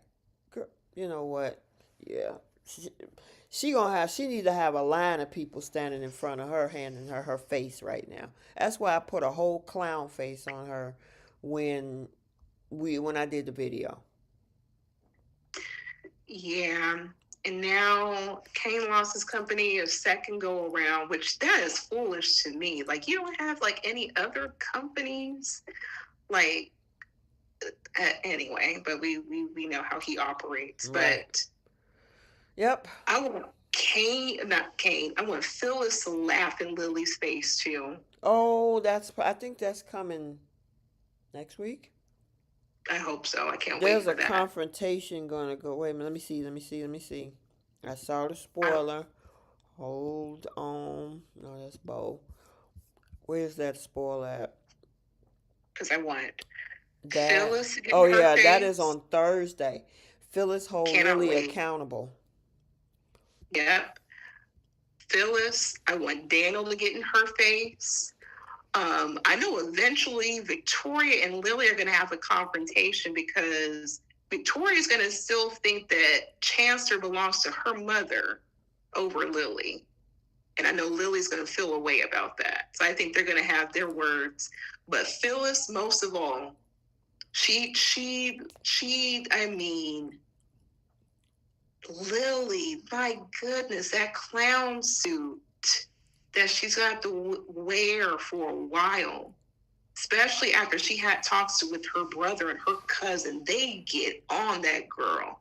Like, she can't breathe with all the truth and accountability that was being thrown her way. Mm-hmm. It is so good, you guys. You guys need to see Monday's episode. She did this and was very insensitive after what happened to her nephew. Mm-hmm. All for Chancellor. It's not even her family company. It's Devon's. Yeah, I agree, Jenna. Daniel need to see this. Yes. I want Daniel to see this. Me too. Mm-hmm. I think he will. He'll catch wind of it because Lily's in town and Phyllis is going to throw that in Daniel's face. Mm-hmm. And I wonder if that changes things. Yeah, well, we'll see. All right, did we cover everything? Because we are at an hour 30 on YNR, which I figured because there was so many moving parts, especially with I think we're good. Lily coming back. Keish, did you have anything? Or are you good? No, I'm good. So you say you missed parts of it, huh? Did we catch you up? Yeah. Did we catch you up? Yeah. Like, she got caught up. Like now. I watched. I saw. I think 3 out of 5 this week, which is an improvement. But I was also half paying attention to the 3 that I was watching. So, okay. Like some of the things you guys were talking about, I saw. Okay. And I'm following some of the stories, but like I said earlier, I had completely missed whenever Diane and Patty talked. Yeah. Yeah. Yeah, that I was didn't even know Patty was in town. Yeah, she made it to shore. So living luxurious too. Right. All right. I also made sure to tune in when Lily and Kane had their interaction. What did you think about that, Keish? Just the dumbfounded look on Lily's face with Kane's reaction, and it's like, what did you expect? Right. Like, even if she had been successful in getting Chancellor, what she did was still like horrible. You made this man think that his kids were kidnapped, right? Just so you could get a company. Like, that's awful. So I don't know what she expected. Even if she was successful, Devon and Nate and Kane all would have still been right to be furious with her. Mm-hmm. So that was just an idiotic plan on her part, and it just adds more to it that she got played again by Victor. Right. So it was just a dumb plan for her. Yeah. Okay. So I hope she gets dragged up and down Genoa City streets by everybody she comes across, because she earned it. Yeah, that first one by Kane, and then, like I say, the one on Monday with her cousin and her brother. Mm-hmm. Phyllis is coming up next Thursday, and whoever else falls in the middle. So, yeah, I'm looking forward to that. But watch that Monday's episode, Keish. Okay. Yeah, if you want to watch any episode next week, watch that Yeah, it's in I'll the be chat. sure to tune in. one. All right. Let's go over to Bold and the Beautiful. We only really have two storylines that's going on. Half of them was with the kids, with RJ, Electra, and what's that girl, Miss Dillon and Will. And then, because we didn't get any Brooke and Katie Katie stuff and this week, did we? no, Right. it's about the kids for the It, most part. right. It was more mainly about the kids, and then toward the end of the week, yesterday and today, we got the whole thing with Sheila, Deacon, and Taylor and all that mess. Let's get these kids out the way. Well, first of all, let's get Carter and Daff out the way. I think they really do us a disservice. Did they tell them to tone it down or something? Because we know what Carter can do in the bedroom. Okay, I'm like, maybe they're married. Maybe he think we might get a little bit more, oomph. Mm-hmm. I'm still waiting for the shoe to drop. It was very choreographed. It reminded me of Nicole and Carlton a bit. Like they were talking about like, okay, I'm ovulating now. I need for you to be in this position. I need for you to do this. Oh, I think I might be pregnant. It was just very. It just wasn't Hot. hot, spicy, a little a little something. We know Carter can bring that, but if this is the married Carter, yeah, y'all have to miss me with that. But Yeah, I mean, we got more action, especially my most memorable scene with Carter is him and Quinn. mm-hmm. When he picked up and put up again, and you know how I am about my wall scenes, right? We know. We got none of, I'm like, come on. She's supposed to be from the city of love and romance, and Carter is that spicy hot ab guy, and they gave us slow motion. Right. I mean, you see this fine piece of man, and I'm like, the way that she was like chasing after this man for like a year, you would think she'd be ready to rip them clothes off or put him against the wall, something. But we just slow motion and it's just choreographed, and I expected a little bit more. Even when the first time they got it in, it was just very slow. The music in the background was, I mean, it's the third time they had their love scene. I'm glad that he's married. Good for him. And they're trying for a baby. They're being intentional. But can we get some fun? Can we get some spice? Something Yeah, look at intensity. that's what Cynthia said. Carter and Daphne let Deacon show them up. Okay, when he was with Sheila last week or the week before that, whenever, that was hot. That is what Daphne and Carter were missing. Mm-hmm. Even Miss Dillon, which I'll talk about that girl, what is her first name again? Sydney. Sydney. Yeah, Sydney Bullock, I think. Uh-huh. Yeah. Like Sandra Bullock. Yeah, Sydney Bullock. That girl even know how to work the kiss scene. Okay. She know how to work her eyes, her mannerisms. Like, she works a scene. And it's her first adult role. Yeah. I shouldn't say it like that, but like it's her first role outside of like teen sort of filming, because she did Stranger Things and like other shows, like a lot of teen shows. Yeah, well, they gotta give them a little bit more spice. I was hoping for, especially when they made. Okay, so remember we talked about this on this podcast when Daphne came to town. We call her a femme fatale. Remember? Yes. Yes. Because she was sultry and her fragrance, she teased him. And where's that Daphne and where's the Quinn type Carter? Right. It's like she needs to learn from Miss Dillon. Girl, I'm like, y'all tone that girl down. I know she's a wife, but wives can be hot and sexy too. Yes.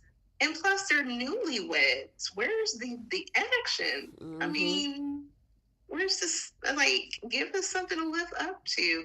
I mean, come on now. And you got, once again, you got that fine piece of man. Well, we did get a clip of an ab, so it's okay. We know they're there. We know that he got the body. I mean, they even, but here's the thing, even and we'll get to the Taylor Deacon thing, they showed Deacon going down her stomach and stuff. You know what I mean? Right. This woman moaned. Oh, I can't wait. I mean, they had the door closed and she up there making sounds. We had barely heard a peep out of these two. So yeah, all I'm saying, writers, you need to spice it up. It's like she pushed him down on the bed, and then the next scene they finish. I'm like, oh, okay. I guess. And then she's talking about, I might have conceived. I might made a baby. From knowing like, what?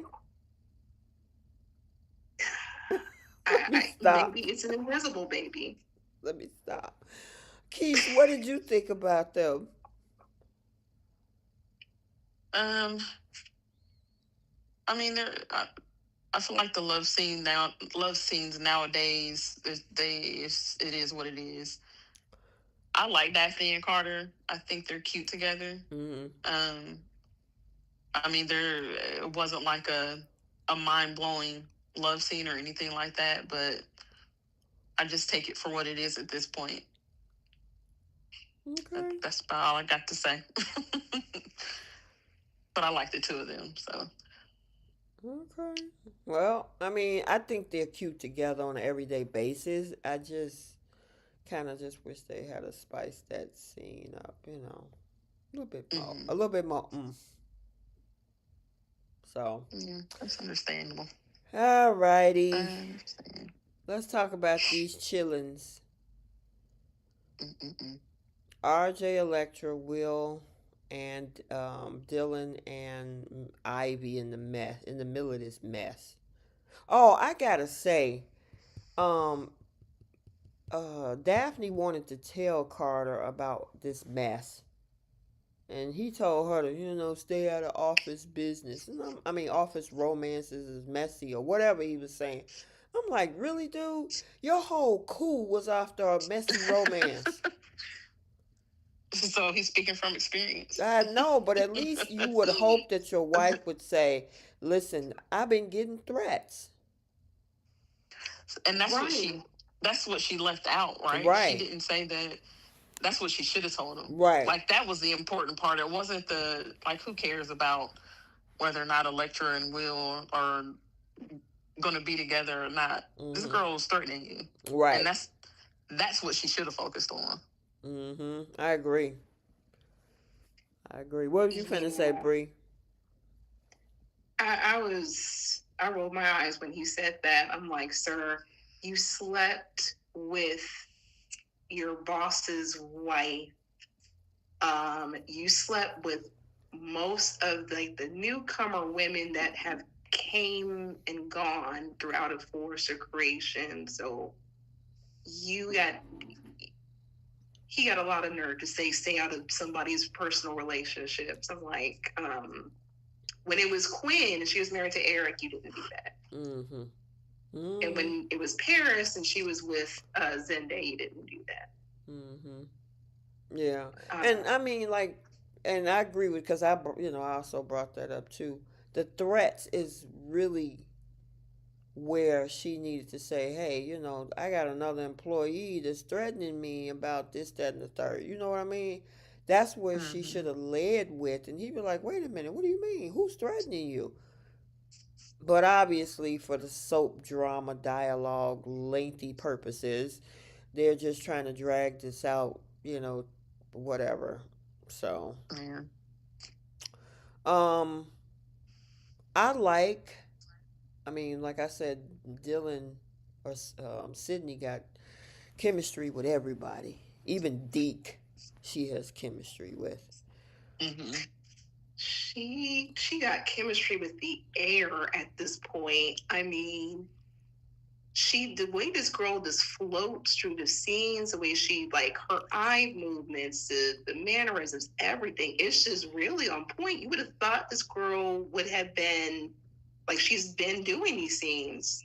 But no, this is her first. Like I said, she's done a lot of like kitty sort of roles because this girl's only 21. I think she just turned 21. She So her very, birthday in October. yeah, so she just turned 21. She Mm-hmm. a baby. And she's knocking it out of the park. And I'm like, she would, if they wrote her to a more like an Amber more sort of role, she would knock it out the park. Mm-hmm. I'm I do like the fact that she is a great addition to this show because they needed a character like this. But if they wanted to spice it up, write her like an Amber Moore sort of character. She don't have to commit the crimes, but like this the seduction part, she would eat that up. Yeah. Yep. On the flip side, while they're having their conversation, you got they made it Doing seem it. like something was going on over at the house. But then when he got there, because I guess he came over for Pam's lemon bars, and then Ivy made herself scarce, and he talking about skinny dipping and stuff like that. I'm like, man, that's just a little too Yeah. soon. Yeah, I wouldn't even do Yeah. that. I'm Okay. like, that's like slow your roll. He been doing too much from day one when it comes to Electra. Yeah, cause And Will. I'm listening. I'm like, did he just suggest skinny dipping? Right. I mean, the maybe the girls that he's used to are fairly easy, but I mean, go back over there then. But I mean, the girls at the office, the receptionists, like they would have no problem doing that for him. But Mm-hmm. he can't expect that out of her. I mean, Mm-hmm. I personally wouldn't do that. Like, I don't know you like that. Right. I mean, and the thing is, they're not really okay. There was a couple kisses shared, but it's still on the heels of her still having feelings for Will. Yet you Mm-hmm. felt comfortable enough to ask her to get, yeah, bare and go jumping in the water with you, and it's like, not But not she so went fast, swimming. buddy. It's like everything that he says to her is an insinuation to uh, some type of intimate act. Mm-hmm. It's just, yeah, it's too much. He's coming on too strong, in my opinion, and it's getting to be creepy to me. He just feels very creepy. Yeah, that whole Yeah, skinny. I just don't think they should have put that in the dialogue that quickly. You don't Mm-hmm. even know but if she this did girl is check them into you like that. I mean, y'all sharing space, but in the last name. and they got the Mm. same last name. All right. The fact that they have to keep the characters reminding us that they're not blood related is like that alone should tell you producers to stop putting these freaking people together that are Adjacent. related but not related. You know what I Forrester mean? adjacent. Yeah, like just stop doing it. It doesn't make it better. Mm-hmm. Yep. I Yeah. mean, Well, I mean, Leo Leia, she said, "Are we sure they're not blood related?" Yeah, because Yeah, for they're not sure. blood related technically because of the fact that Ridge's father is a Moroni, right? His And Yeah. bio father. who? His bio father Right, his is a Marine. biological father is a Moroni, and Stephanie is his mom, whereas Electra is Eric's brother's, I was assume great granddaughter, a granddaughter. Yes. So yeah, so she's on Eric's side of the family, and RJ is on the Maroney Stephanie Forrester side of the family. I guess if that's how Yeah, to break it there's down. Yeah. yeah, they made it a whole like big storyline. Yeah, yeah, they're not Ridge, Thomas, Steffi are technically not Forresters. Ridge is just legally Eric's son. That's it. Yeah, the people that's not on the show are the biological Forresters. Yeah, conveniently. Yeah. So That's Thorne, Felicia, Kristen. Yeah. yeah, So those folks. Yep. Rick, Bridget. Mhm. I guess my thing is and this, and I know she's acting out a role, but they make that character she's so whiny to me. Hope Jr. Okay. I mean, Hope in training. I mean, she's getting down to the tears, the entitlement, everything. She is baby Logan. Mm-hmm. That scene between her and Will in the showroom when he was explaining to her like we couldn't possibly understand what it feels like to live in your car and to not have money for food, whatever it was that Will was saying to her, and all Electra could hear was, "Well, what about me? Yeah, What she about my dismissed it. feelings? Yeah. Yeah, what about how I feel?" Mhm. Like, we're talking about a girl being homeless, Electra, and you're talking about your love life. And how it makes Right. her feel with her walking around the building with a job. Girl. This is my world. Right. This is mine. What It's world, all about ma'am? me. We was talking about that, Bree, in the chat. How are you talking about this is your world when technically the Foresters didn't invite you there? That was a Carter move with the coup. Yeah. Mm-hmm. Which they didn't even take the side of the Foresters. They still stuck around even after the coup. Right. Mm-hmm. So it shows where their Congratulating loyalty them. is. Congratulating them, Yeah. right. But this is your world. Yeah, okay. Yeah, they better be lucky that they even have a job position. Mm-hmm. But what about it is your world when you're just an employee? You happen to have the Forrester name, but you are an employee. Right. And You that's it. you ain't designed a dress. You ain't modeled one. You work with the jewelry line to help your aunt. It's not your jewelry line, it's Ivy's. She's just an assistant on Exactly. the jewelry line. That's it. So whenever Ivy gets tired of using her hands, Electra fills in and puts the little diamonds and gems and everything. That is it. Yeah, so she So, need to take so she definitely gonna take some seats. oh yeah, she lost her mind this week. But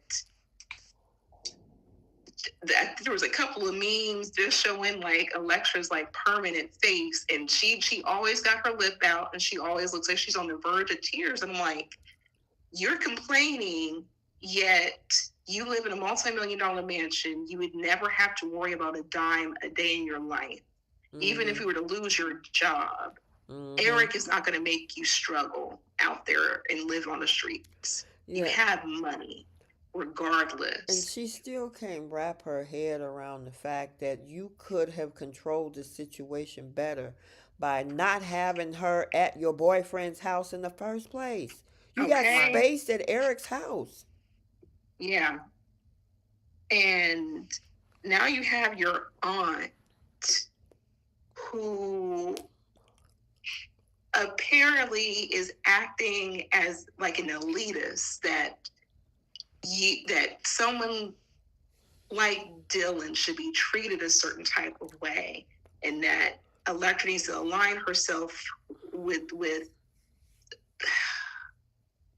I'm just boggled by the way that Ivy has completely changed her character. Mm-hmm. So insensitive, and for her to say that this is not proper behavior. You're orchestrating and playing puppet master. You are being sneaky and conniving, but for whatever reason, she feels that is proper because she thinks she's helping out her niece instead of letting her niece live her own life. Mm-hmm.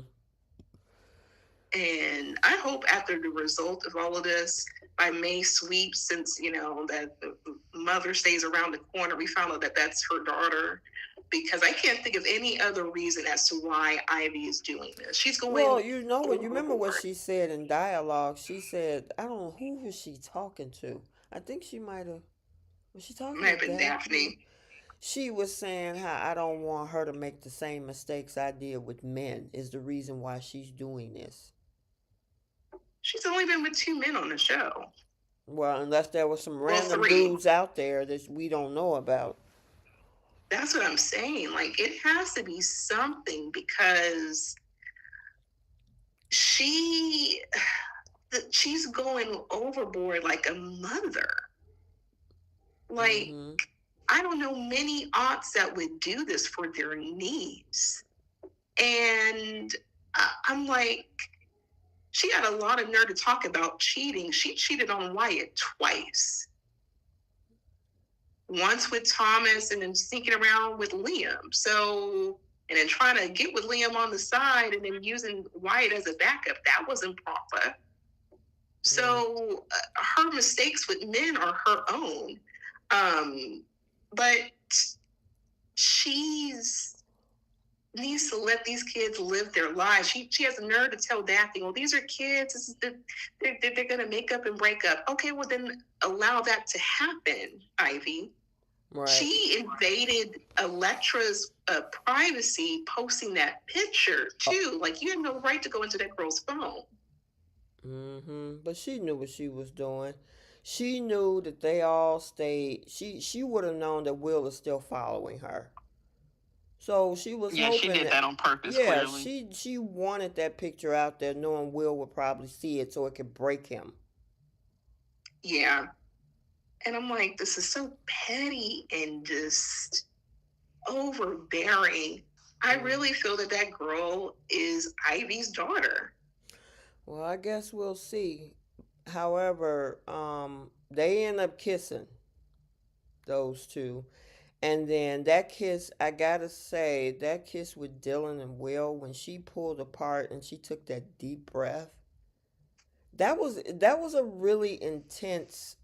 She know what Sydney knows, even though, like you say, she might have been, but obviously she know what to do in that scene. Mm-hmm.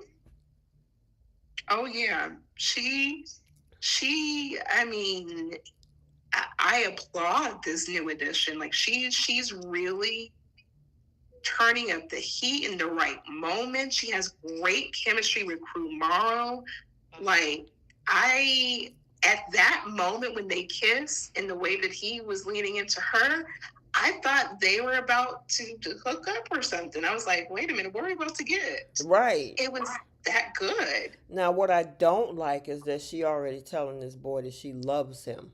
I'm like, yeah, y'all did the same thing with Taylor and Deacon. It's like, why y'all got to move that along that fast?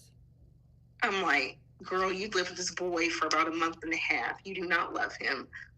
He making you feel some kind of way.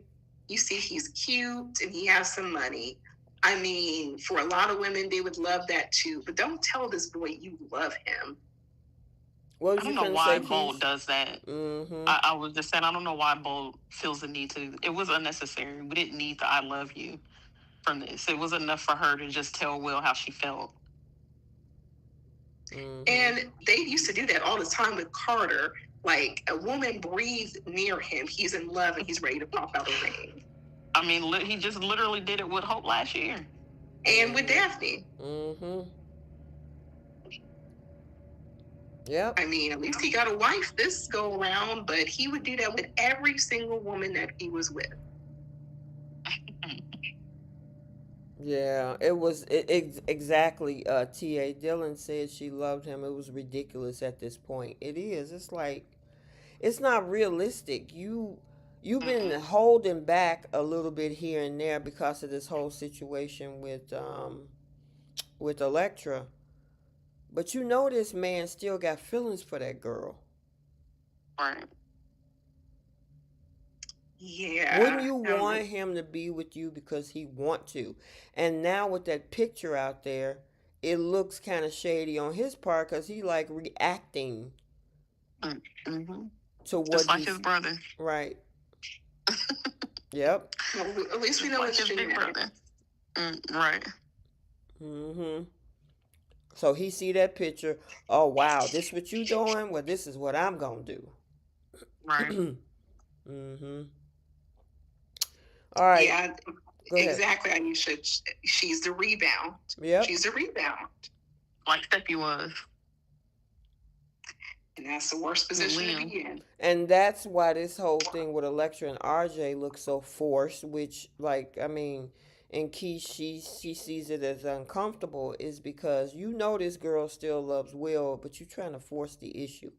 And not force physically, but this whole thing with the comments and the kisses and things like that. Now, this particular kiss at the house, Electra leaned into. That first one at the job, you know, over at Forrester, it was out of the blue. Yeah. Yeah. You know, it's like, don't y'all, you know, Dylan, RJ, don't y'all want people that truly want to be with you? Yeah, I don't want to have to sit here and try to convince you to give me a chance. Right. Either you feel it or you don't. Exactly. Exactly. And they still haven't gave her the accountability on kissing RJ. Dylan and Will has had conversations with Electra, and neither one of them called her out. Right. Yeah, she getting the Logan treatment. She is baby Logan. Yep. So, all right, we got to talk about the other side of the coin, which happened Thursday and Friday. Oh, Lord. I'm going to get some water. You guys will be right back. Oh. I have a lot to say about that. Wait a minute, Keish, you got a lot to say? I have comments. Okay. I probably don't have as much as Bree. Oh, okay. Yeah, well, I guess it kind of starts out where we had a couple things with Deacon not only lying to Sheila about where he's headed, but then getting Hope to cover for him, too. What was your thoughts on that? He was wrong for even putting his daughter in the middle of that. Right. I didn't think that was fair to Hope, but clearly Hope didn't care. Right. She was like, okay, have fun. It was when she said have fun, I'm like, oh, it's like that. Alrighty. So she's not even mad that her father put her in the middle of it. She's like encouraging it. Exactly. Telling your dad to have fun with his mistress is nuts. That is insane. But she, I mean, she can't talk. You know what I'm saying? So it ain't like, oh, how dare you do that, Dad? That you can't be cheating on your wife when she's done it a few times herself on her husband, especially Thomas, and with the whole thing with Thomas on when she cheated in Rome, and I brought all that stuff back in 23. But putting Hope in the middle of that, whether she acceptable to it or not. Well, cheating is in Hope's genetics. I mean, had Deacon and her mother not hooked up, she wouldn't be here. That is true. So this is all she knows. Mm-hmm. So what is your thoughts, Miss Bree? Oh, goodness. I don't even know where to begin. Start at the restaurant when he started with the secret.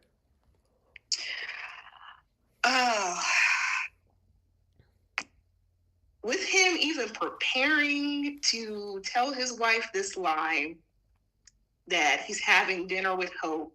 He had ample of enough time to get a hotel, but instead he just chooses to be a dirtbag and be a lazy cheater and calls his daughter, who wasted no time, saying, "Hey, Dad, by all means, cheat." She just like her mama, all in the genetics. This man really thought it was smart of him to turn off his location so his wife couldn't track him. Yeah, that's the dumbest thing you could do. Mm-hmm. And he didn't think that was going to be suspicious. And then he did this alibi with Hope. You don't know who Hope is with. Someone could easily say, like, oh, no, Deacon wasn't over there. Mm-hmm. Rich could have said it. Everyone goes to that restaurant. Rich could have said it. Brooke could have said it. Anyone could have said it. You told it to Hope. And given her own history, I'm not surprised that she would condone cheating. But you couldn't set up a meetup at a hotel, but you are going to disrespect Steffi as if that's going to win her over in the end, and go meet up with Taylor at her daughter's house, knowing you both got money, is crazy. Mm-hmm. Like, if you're going to cheat, at least create the environment to cheat in peace. Learn from Ted. When he was taking Leslie to them hotels, I mean, at least, he was able to cheat in peace and not do it in his house or somebody else's house. But he has a lot of gall to be mad at Sheila for telling that lie about Luna. Mm-hmm. And all we have seen for the past several months is this man telling lie after lie, getting his daughter to lie, getting his son to lie, everybody just lying. And he thinks he's really above this. But I'm the most disappointed at Taylor, because this is in Deacon's history. He can't be faithful to a woman. This is who he is. He couldn't be faithful to Bridget to save his life. Same thing with Quinn. Same thing with every woman that he's been with.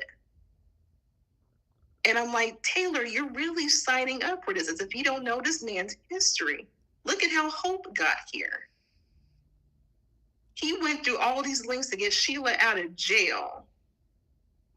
And now you're putting yourself at risk to a man who made no promises to you, just for you can disrespect your daughter and probably lose your relationship with her. And you bring in this man to funk up your daughter's house, and he can't make his way or make a phone call to a divorce attorney to actually leave his wife and not put you in this position. That's all I got to say for right now. Yeah, this thing was a whole mess. I mean, just the mere fact that, you put your daughter in the middle of this, whether, like I said, whether Hope was acceptable or not. Why would you? Hey, if somewhere I'm with you. If anybody come look, I'm over at your house. It's like, how old are you? He's a grown man, right? I'm like, dude. First of all, you're lying. I mean, Sheila was trying to get him up in bed then, and he was like, yeah, I got stuff to do. I'm finna go see Hope. I mean, wow, Polo tink tink. Derek Williams said, meet up at Five Guys in the Bay Area, grade BMW. I mean, I guess they know from experience. I don't know. Anywhere. But why would you choose to be disrespectful? And then Taylor, you orchestrated this? Yeah, I thought it was him just saying he was just going to... No, she told this man, look, park down the street. I'm going to have the back door open. My Steffi and her husband are not here. I got the night to myself. Come through. That is blatantly disrespectful. So when Steffi finds out and kicks her mother to the curb, I mean, rightfully so. You're not paying not one bill in that house. You live in there rent free, and this is the things that you give your daughter. You got you and Deacon got money between the both of you. You couldn't get a rinky-dink motel or something to do. In all of LA, there's no hotel for you to go to. Mm-hmm. And being that you are single and a wealthy woman, you couldn't get your own place by now. Yeah, that's crazy. Yeah, I was so disappointed with Taylor.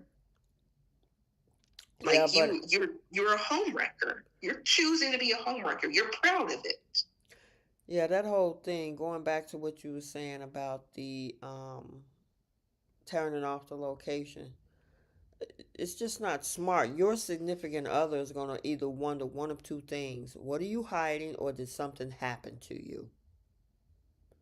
I mean, listen, and y'all know my kids live out of state.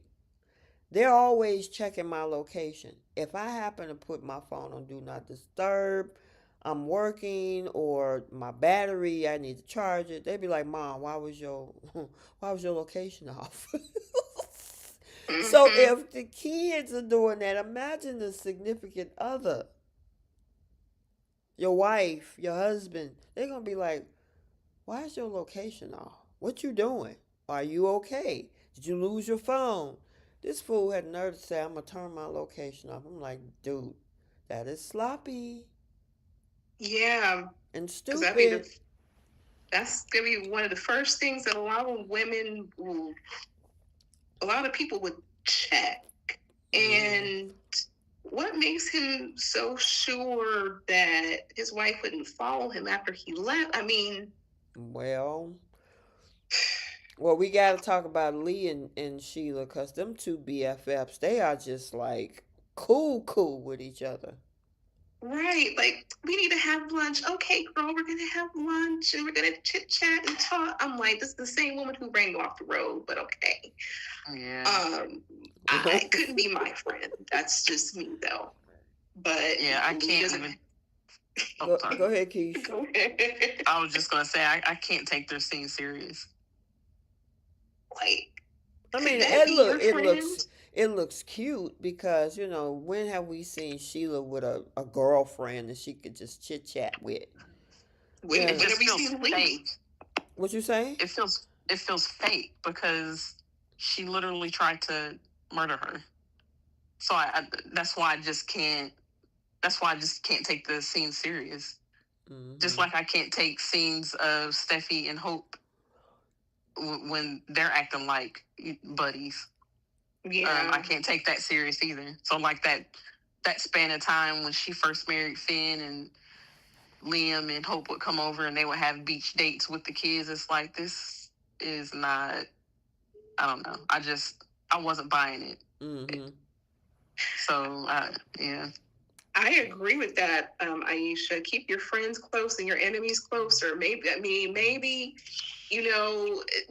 on Lee's part, she's like, look, if I keep her close and I know where her mind is at, I know that I can protect the family and my family's safe or something. I'm trying to find logic with this. I guess they bonded over, because, hey, Lee was committing a criminal act by harboring a fugitive and doing all that. I guess they figured like, oh, well, we in the same boat. Yeah. Well, they found common ground on that. I'm not saying that their crimes are equal, but they found, I guess there's some sort of a connection there, because she helped facilitate the whole thing with Luna while she was trying to do all this other stuff. So they made a connection through that somehow. I would just never be able to find common ground with someone who tried to murder me and almost kill my son. I just couldn't do it.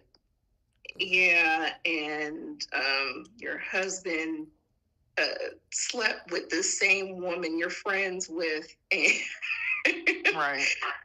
I mean, I can't wait for the stuff to come out about the cheating and Sheila using Lee as a shoulder to cry on. I want Lee to throw in her face, well, how did my son get here? Girl, you know they ain't gonna bring that Yeah, up you know because they ain't gonna. they Yeah, need Lee to be her buddy. Mm-hmm. I mean, They trying to give her dialogue or whatever. yeah, I know wishful thinking. That would. So let's talk about Those the fake lead flowers. up to, because she decided there was a bunch of flowers that Sheila was smelling that was totally fake. I was like, Straight from Dollar General. I was, I'm like, at least make I it have to look go back and look. realistic. I don't think I noticed that. Girl, wait a minute. You got to go back and look, because I was like, she was like, oh, these some nice. I'm like, they look plastic. And she was smelling them. There was specifically one that stood out on its own. You can see, like, it was coming apart. You can see from the stem. It was dollar store, which, look, they can get some silk flowers, which are fake, but they look more realistic. I'm just saying. Girl, just It for was that bad, huh? They got Yes. that kind of money over at that studio that they could have a florist bring them a few fresh sting of roses just for what? Maybe a couple of takes? And then, Yes. you know what I mean? I got Kimberly Brown smelling fake, plastic flowers. I'm like, what in the world? Dollar store flowers. You'll see when you. I wish I can screenshot it right now, but that was. I'm like, y'all got money. It was like a Tubi production with the. Oh my god. Girl, you crazy. I mean, it's just like when they do sometimes the background, they had that fake beach background back there, and I'm like, okay. And I get it. They're inside a building studio, so, you know. But the flowers, y'all could have brought some flowers up in there. Yeah. Come on.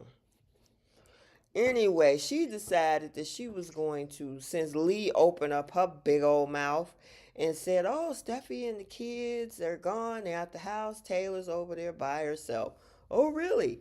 I'm going to bring her some flowers just to thank her for me having a wonderful night with my husband. I'm like, you could have had those delivered, but it wouldn't be soapy. And then she gets in her car. I'm surprised that when she drove up, she didn't see her husband's car. Maybe, I guess maybe, well, remember, she said park that car down the street somewhere.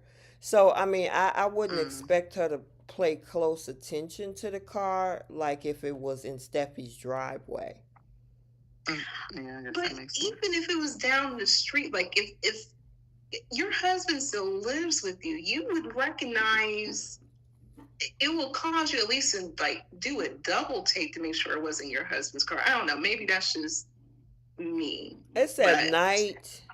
They're on, you know what I mean? So unless I'm not saying that she would have to be really focused to see a car down the street that might look like Deacon's at night. Yeah. I mean, unless she put them pieces together like they said next week. Yeah, well, I think a lot of that is going to come from other things, but she gets over there, and I always say this about this show, lock your door. First of all, she shouldn't have been there because Steffi, you know Steffi don't want you there just because they're out of town. You shouldn't be there. You weren't supposed to step foot over there, but for Soapy drama, Deacon left the door open, and I think we kind of right around an hour or so before the show, I know there was some conversation in the group chat about the door being unlocked and who's at fault. I gave accountability to both sides. First of all, with Taylor, you in a house by yourself. Lock the door. Now, I know she left the door open for Deacon to come in, but you can make sure that the door is locked once you get in there. I mean, Sheila shouldn't have been there either.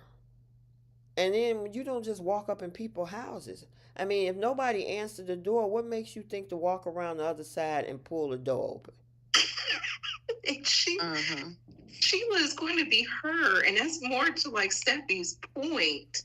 that why are you poking this bear, getting with this lady's husband? But anybody could have walked into that house. Yeah, because Anybody. yeah, it didn't even have to be Deacon and Sheila. You the only one in that big old house. It's just say this whole Deacon Sheila thing didn't exist. You sleeping up in the top roof of that house. You don't know Right. what's going on downstairs with an unlocked door. Yeah, you just made it readily available for anyone to walk in. That girl, that's Thieves and all of that. crazy. As a woman in the house by yourself. Yeah, with no alarm system, no security cameras, nothing. We see how teeny and tiny Taylor is. What's she gonna do? Throw one of them 6-inch heels? Oh my God, girl, you so crazy. But I mean, yeah, Sheila shouldn't have been there, and they should have locked that door. It's like, because even with Sheila being there, both doors was locked. You can't get in there. Yeah, I mean, but Sheila, she's a pop-up artist. You would think Taylor would be more on guard, knowing that Sheila pops up at the office. Maybe she might pop up at the house. Who knows? Take precaution. Be smart when you're cheating in peace Mm-hmm. in your daughter's house. Yeah, that's Disrespecting crazy. her. Now, here's the thing. Again, this is interesting. I don't know how to describe this, but a scene creation, I guess.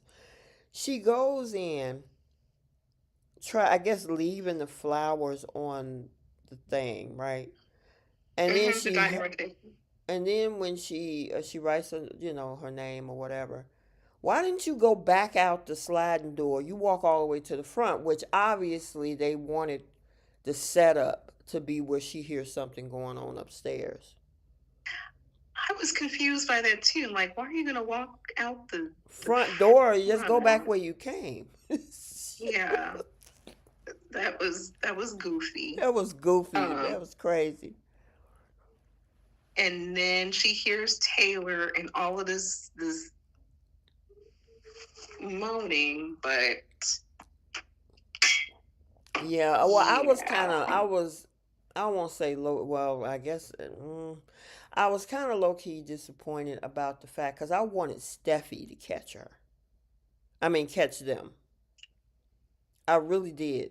Because that's the biggest disrespect in this whole thing. I wanted Steffi to go off. Because, based on what I saw on the spoilers, it looked like they're going to continue to drag this out as we go further in the week. Because Monday's spoiler is that she's going to misinterpret everything, and that she's still going to have suspicions by toward the Wednesday or Thursday of the week. So it's like, I'm assuming Deacon is probably, and this is just my speculation, probably gonna be hiding under the bed or something, because when she yelled Taylor, before she kicked the door in, Yeah. he probably heard, like, oh my God, that's Sheila. And he went and hid. She gonna explain her way out of this. Oh, I was looking at a TV show, or I was listening to something. Oh, I'm sorry, I left you some flowers, and then she leave. So, because I saw the spoilers for next week, I'm like, okay, they're gonna drag this out a little bit more. So, what did you guys think of the scene? the sex scene? The alleged sex scene. You're so funny. I like Deacon and Taylor's chemistry. I was never really into the love scenes between Deacon and Sheila. I've never really found them appealing, but to me, I think his chemistry with her is better than his chemistry with Sheila. But that's just my opinion.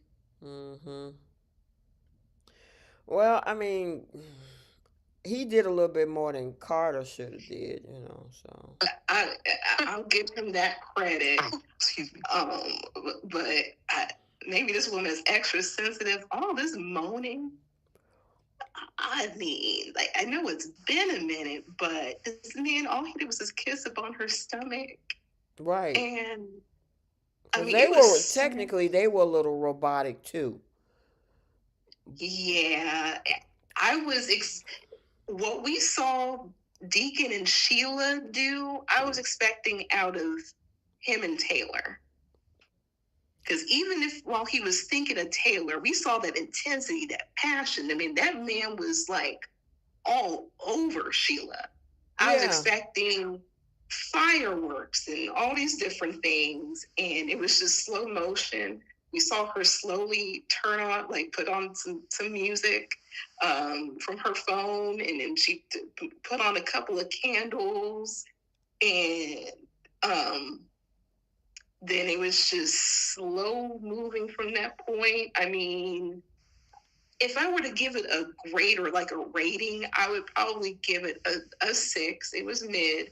Mm-hmm. But in comparison to him with his wife, like they could have done something more intense. Especially since it's all this build up and with them wanting to be with each other and yada yada yada. I'm like, this is a very slow moving train. Yeah. Like I say, I mean, he did a little stomach action and whatever. She got on top for a minute, but I guess the moaning up the stairs is what really gave it a little extra. It needed something. Yeah. I mean, TA say they was stiff. Right. It was like Nicole and Carlton. You just said Carter Daphne was Nicole and Carlton too. I mean, clearly they copying and pasting something. I think we would have got a hotter scene out of Will and Dylan. Yes. Mm-hmm. Yes. But with all this buildup with Taylor and Deacon, I was expecting like him putting her on the dresser or pushing up against the wall, then ripping each other's clothes off. Some form of intensity. Right. With all this buildup. But, and I'm like, J Money, if you're listening to the chat, I know sometimes you do. This is your moment to chime in. Y'all asked him in the group chat, did he give a response to it? I think he said that he liked it. He was okay with it. Okay. Because I thought he was waiting for a build up. You know how Jay is. Yeah. So. He said he thought it was going to be like hot and spicy, but I guess from his reaction, he said it was okay. Mm-hmm. He liked it.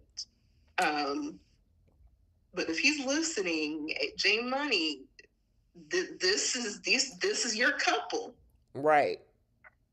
That's who you've been rooting for the past 2, 3, 4 months. Yep. So, all right. Did we cover everything? Whew. That was a lot. That was a lot. Yeah. All right. You got anything else, Keish, that you wanted to throw in?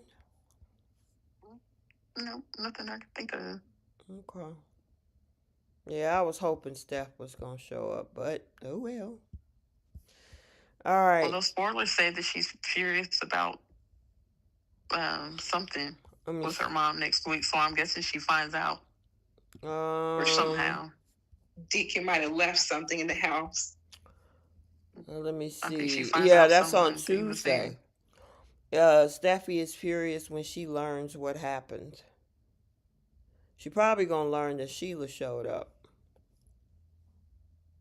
I wonder if maybe she sees the flowers on the table that she left with a card because or something like that. Tuesday and Wednesday, Sheila's suspicious. She's putting pieces together. Yeah, they flipped the script on Monday. I really believe that, Deacon is probably hiding somewhere. I could be wrong, but that's the way it sounds if the spoilers are right. We know how bold he is about these spoilers, so. Yeah, because with those spoilers, she clearly didn't see him in the bedroom. So Correct. He must be hiding somewhere. Exactly. So they're going to drag it out a little bit more. All right. Okie dokie. Let's move on to Beyond the Gates. Um, Most of this week was about Anita, and we did have sprinkled in some stuff about Joey and Vanessa and Randy and what's that girl name? Lynette. Lynette. We got to see Isaiah, Luke, and Jacob's mom. Finally. Yeah, and yeah, most of the week was about Anita and in the struggle that she was going through. Come to find out she had an infection. It wasn't necessarily the chemo giving her the problem. It was the infection that was really pushing the issue. They cleared it up. She was fine, and she decided not to go DNR. And what did y'all think about the whole scope of everything? I know it looked like Tamara's trying to get that Emmy for 2027 on this one. Oh yeah, she already gonna get this one for this year. Mm-hmm. It was, it was a really good scene. It hit a lot of stuff close to home. So some of it I had to kind of skim through, especially with the infection stuff. But I'm just very impressed with just the level of the acting is just incredible with everybody. That scene they had in the hospital, everybody really was top notch. Just I was so impressed with everybody, and I love how they're highlighting the journey of someone going through cancer, because it tugs on a lot of family members' heartstrings when they have a loved one who goes through that. Right. Especially when it's someone who's like the matriarch of the family, the heart of the family, like that tugs on everybody's heartstrings. And to see her go through that journey, as it hit very close to home, and I think they're really knocking it out the park. I agree. I mean, sheesh. Tamara, you would think that she was actually going through this. That's how well she played this entire week out.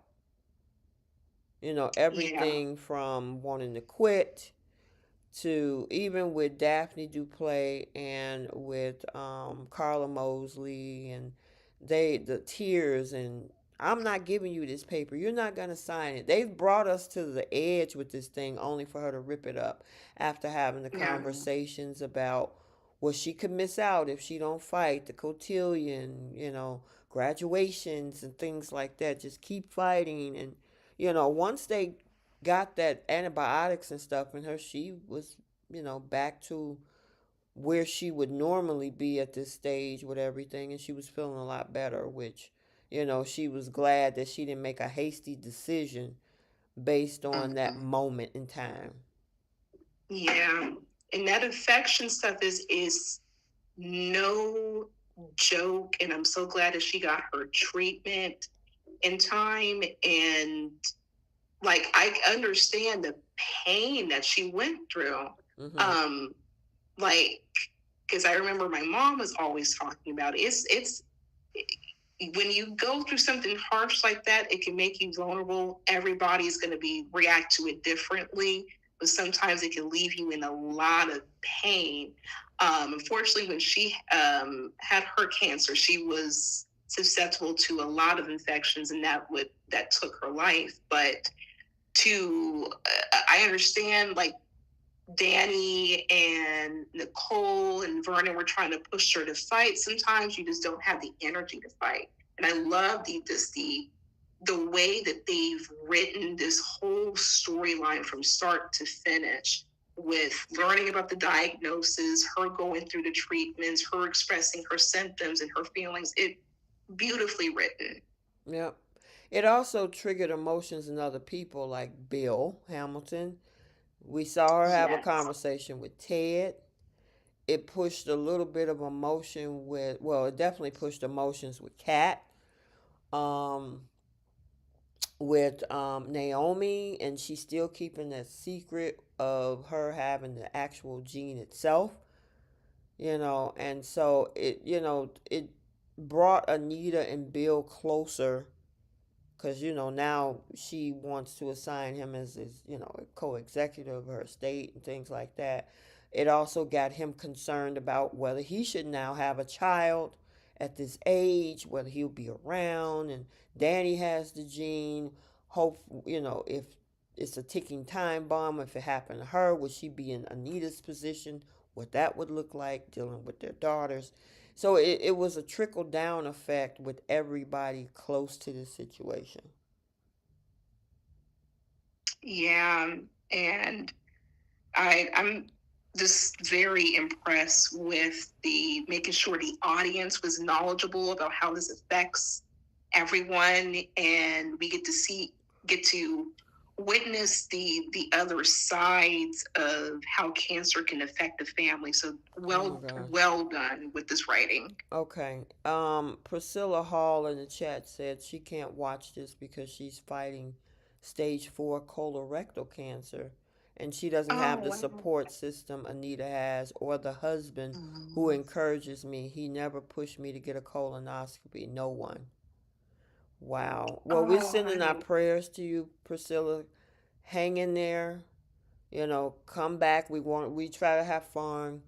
Keep it positive. Hopefully, us coming together with you on this chat give you some enjoyment. You can have some fun with us, but hang in there and make sure you take care of yourself, and we'll send you prayers and blessings as you're going through this fight. Yes, and we'll check on you through this chat, but we pray for you. Yep. Wow. You just never know. That's what a lot of these storylines hit home, whether a person is a survivor and what they went through, or somebody knows somebody had it, like in your situation with your mother.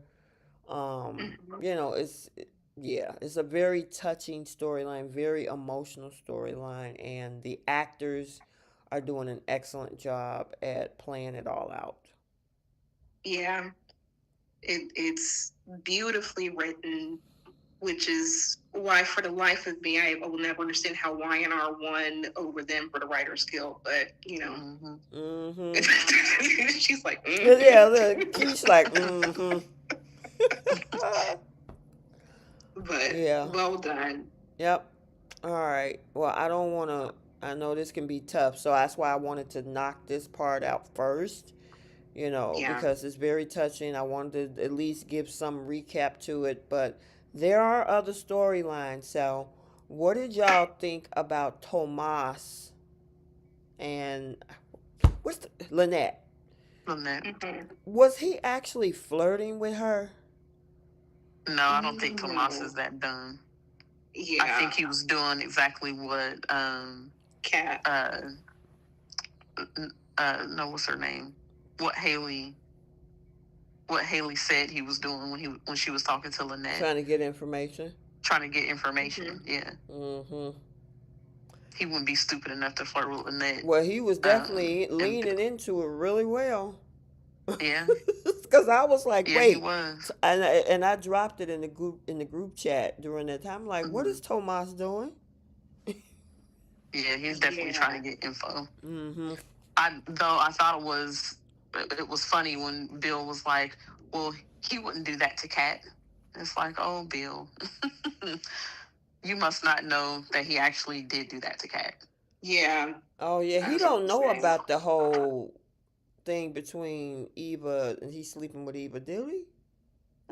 Okay. I don't. It's assumed that he doesn't, because it was never talked about in his presence. But I've always felt like everybody knows, because literally everyone has talked about it. Mm-hmm. Wow. But Bill. Okay. I just assumed that he's had to have heard about it by now.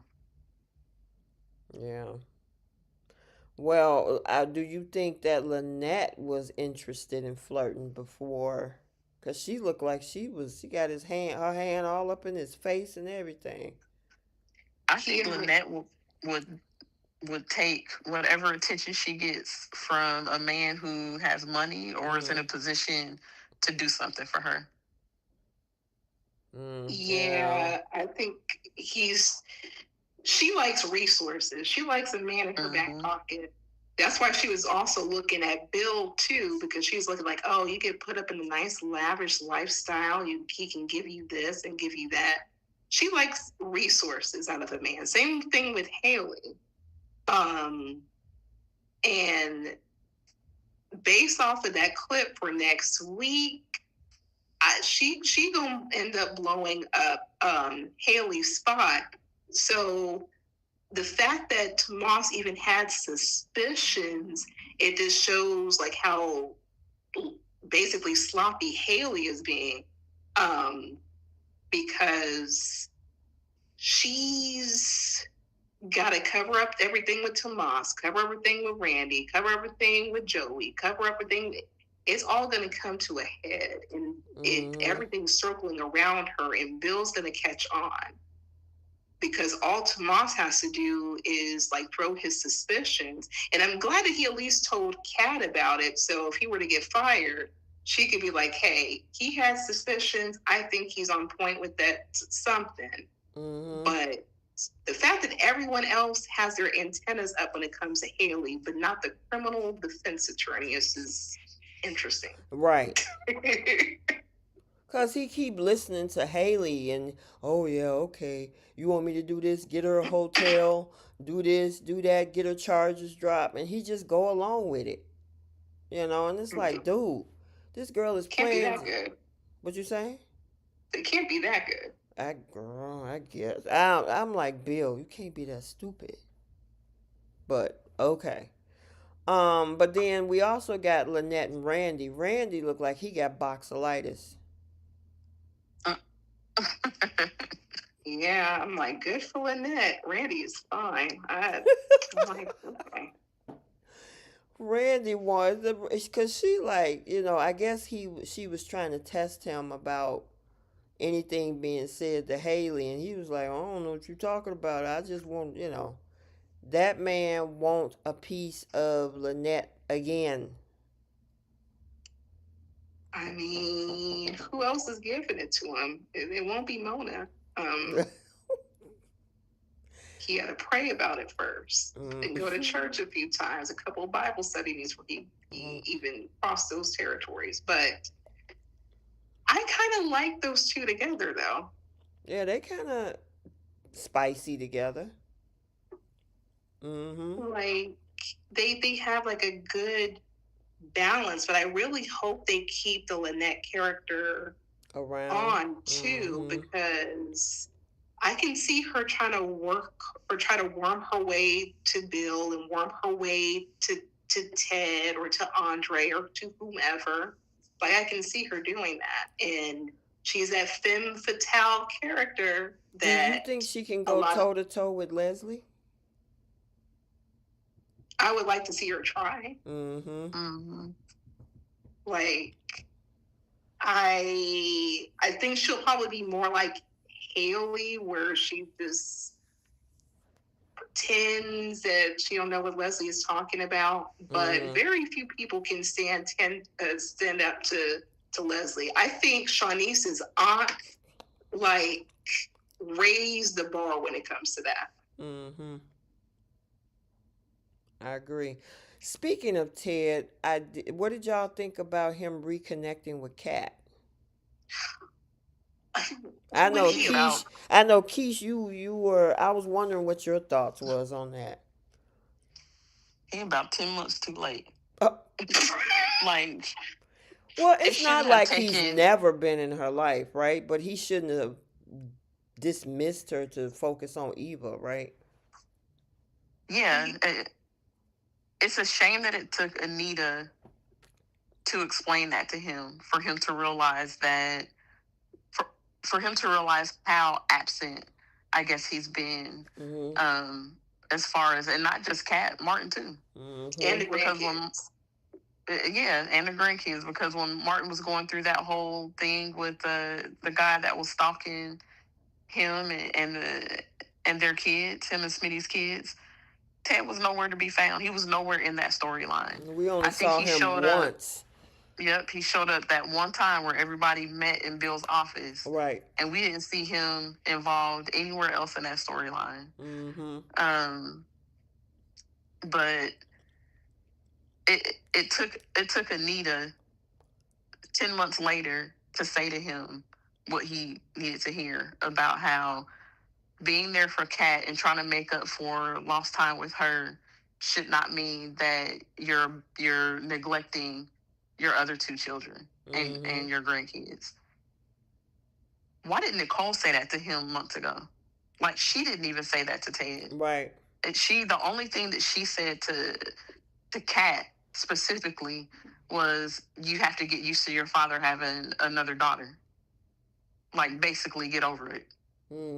She couldn't even say to Ted or recognize that Ted was spending all of this time with Eva and being dismissive of Kat's feelings. Her own mother, her own psychiatrist mother, did not recognize the situation for what it was. So I'm glad that conversation happened, because Anita was basically, I feel like she was saying a lot of what the viewers were saying. Yeah. Like, Ted is basically, you've basically abandoned the kids that you raised to make up for lost time with Eva. Right. Instead of doing both. So it was nice that he apologized to Kat and said that he needed to do better. And even Kat apologized to him. So it wasn't just her just sitting there like, yeah, you owed me this apology. Like, she gave her little apology too, which I honestly didn't think that she had anything to apologize for. But I thought their conversation was nice. But Ted is he's still on my list, because he spent months, literally months. He on your list. He is still on my list. Yes, he spent months being dismissive of Kat's feelings. Spent months to where he was taking the word of Eva and defending Eva over the daughter that he raised. Everything that Kat would say to him, he was automatically skeptical of. He automatically questioned. He automatically dismissed it, or, basically made Kat feel like she was doing something wrong. But anytime Eva came to him, he was automatically on her side, and would do it at the expense of Kat's character, because he would sit there and dog his own daughter, talking about her being spoiled, or her being nasty to Eva. I think that was the word he used in describing the treatment that I guess Kat had been giving Eva over the last several months. And it's like, who sits there and dogs on their daughter to the other one that that she's having issues with? Like, you're basically giving Eva everything she wants. So yeah, he did that for months. So he's got a lot more to do other than this one conversation with Kat before he gets she off got my a lot list. more work to do, girl. He sure does. That man has been a trash father for 10 months. I heard that, girl. All right. So what did you think about the conversation between well, I will say Peaches look good. She going through her clinical trial. She up, out, eating caviar. I totally forgot about Peaches until that scene. Because she had went away. They put her in some clinical trial in a different state or something, didn't they? Oh, that's right. Because I remember her throwing that big fit in the hospital about finding a trial or something for her. Right. I totally forgot about that. And so she's able to breathe and laugh and talk and, sit around and eat caviar and stuff. I'm like, okay, Peaches, I see you. But then that conversation between Leslie and Vernon. Vernon held his own. She thought she could intimidate this man, bringing up, talking about his father and all this kind of stuff. He was like, oh, yeah, you ain't going to be able to talk to me any old kind of way. Yeah. Okay. The delusional stuff that Leslie says, too. Like, talking about how they never gave her a chance and how rude they are to her and they won't accept her. And it's like, did you forget how you came into these people's lives? Right. And did you also forget that you have been harassing these people and taunting, antagonizing them in every way that you can think of for a year now. Mm-hmm. Like, what do you expect? Exactly. Yeah, what do you expect? I mean, you talking about not having a chance. You had two attempted murders under your rap. Mm-hmm. And I mean, and that's what Kat has been trying to, for the first part of the show, get you guys for, and you still hiding it. But they supposed to give you something, like you just said. You antagonizing people. You building a house across the street just to stick it to them, Mm-hmm. making all that noise. You know Anita going through what she going through, and you just like, I'm gonna prove something to somebody. Okay, all you doing is making these people want to repel you even more. They're not gonna bow down to you and say, "Oh wow, you're accepted into the group." They don't want you Right. there. I think she thinks that like buying that athletic wing of the club building, the clinic, is buying her way into gaining the respect of these people. And it's like, you can't throw money at people, at earning people's respect Right. and acceptance. And I think she thinks that's all she needs to do. And it's like, no, it doesn't matter how much money you have.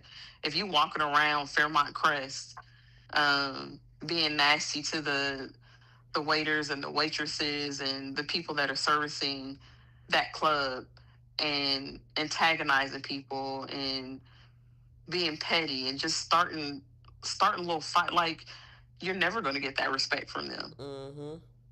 because it's like she lives for the drama.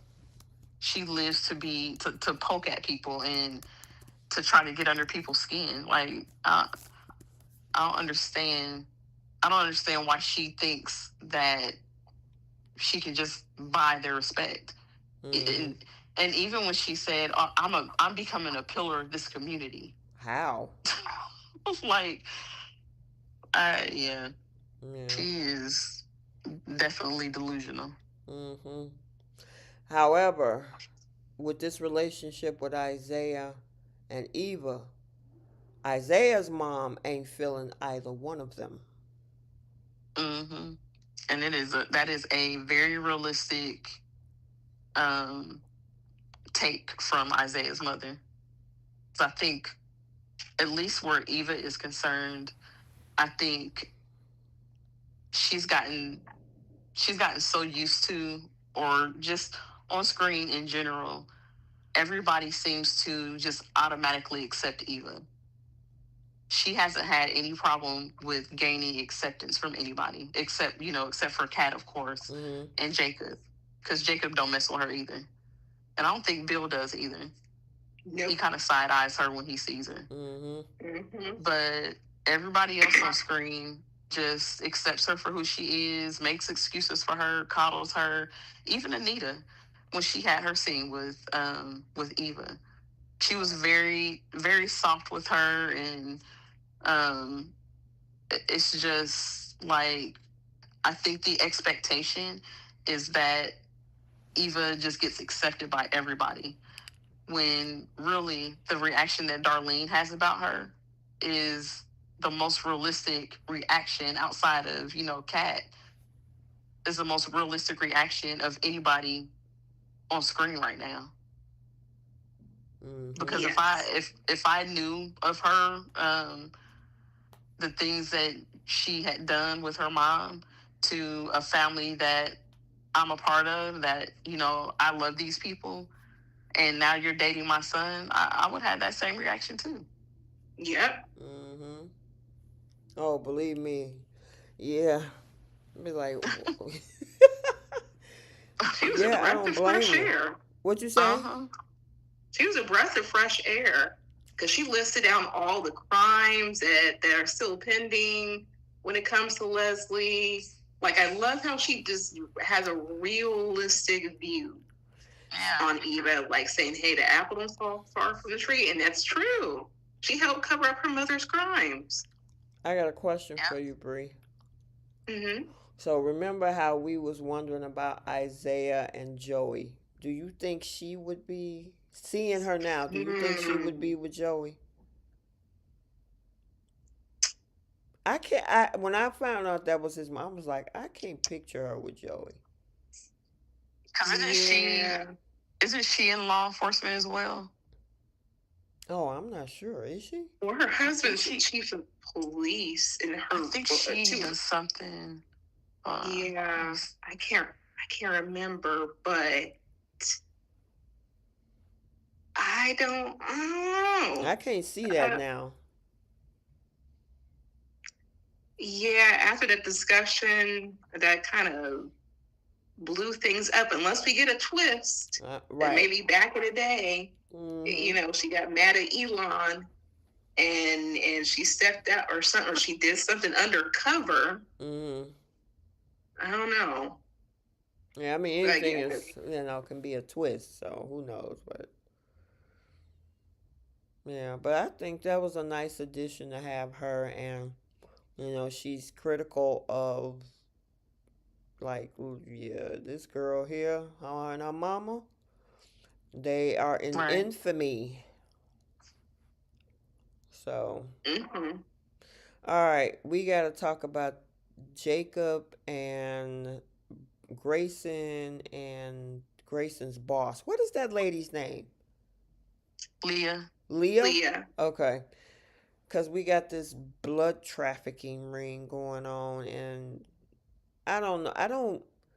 I want to know where they're going to go with this. Is Jacob going to get out? Is he going to get hurt? Is something going to happen to Grayson?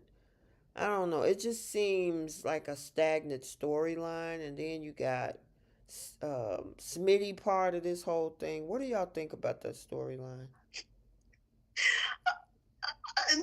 Do you not have like another meetup location? Grayson's going to the corner. Smitty put on a hoodie that's supposed to be a disguise, and he goes to the corner. Well, this is what I don't get. I could see if this was like a drug deal or something, because Jacob is always standing near a corner of a brick wall. In an alley somewhere. Y'all picking up blood in the alley?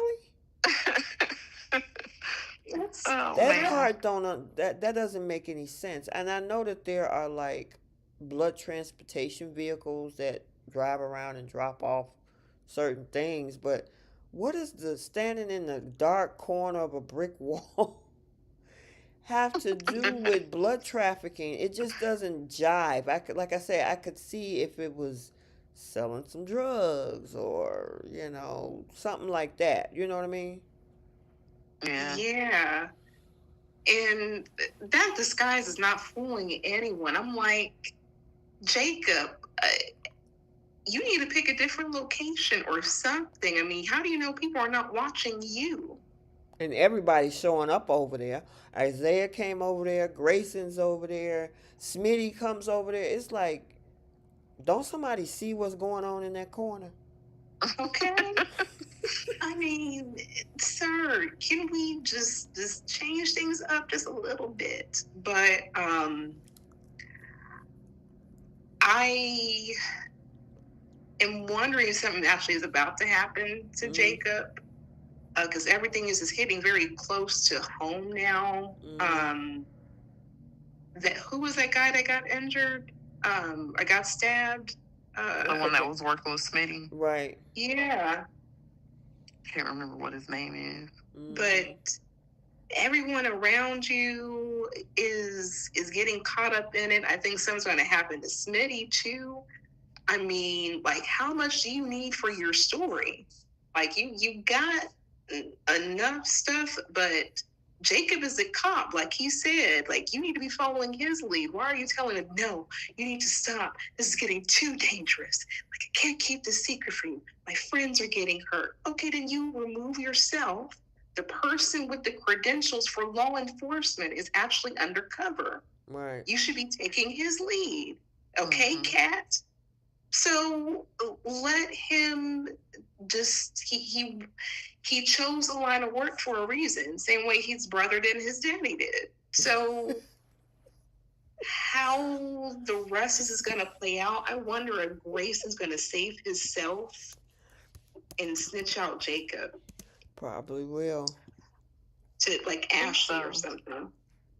I don't think Grayson doesn't feel like he doesn't feel like under like he doesn't.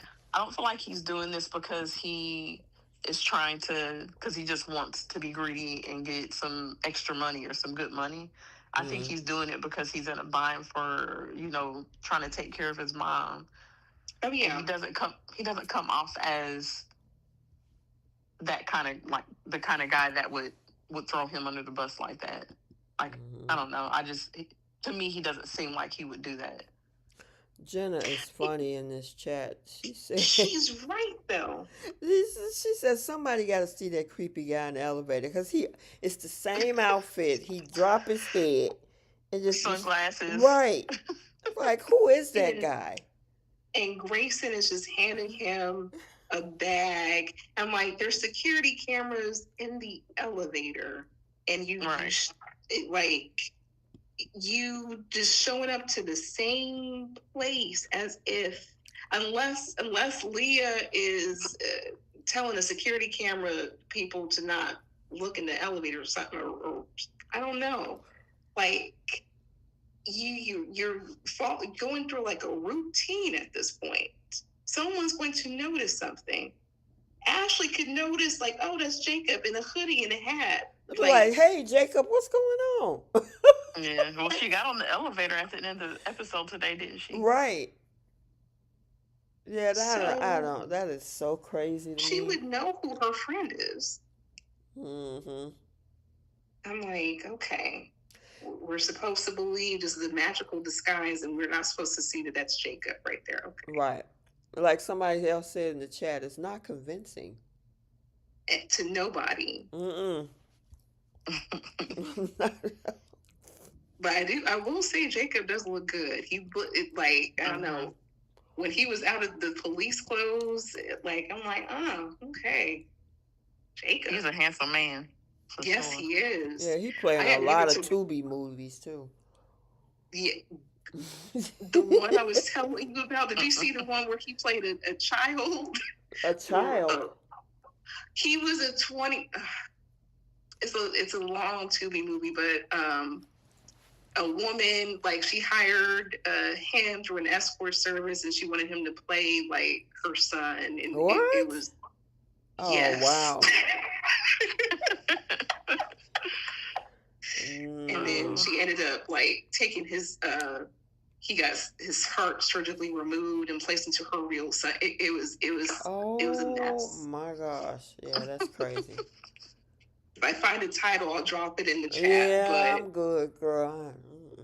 Had him put on kid pajamas and everything. Wow. The one I saw, I think I told y'all about, where he was cheating on his fiance, and the fiance was played by Tabitha Brown's daughter.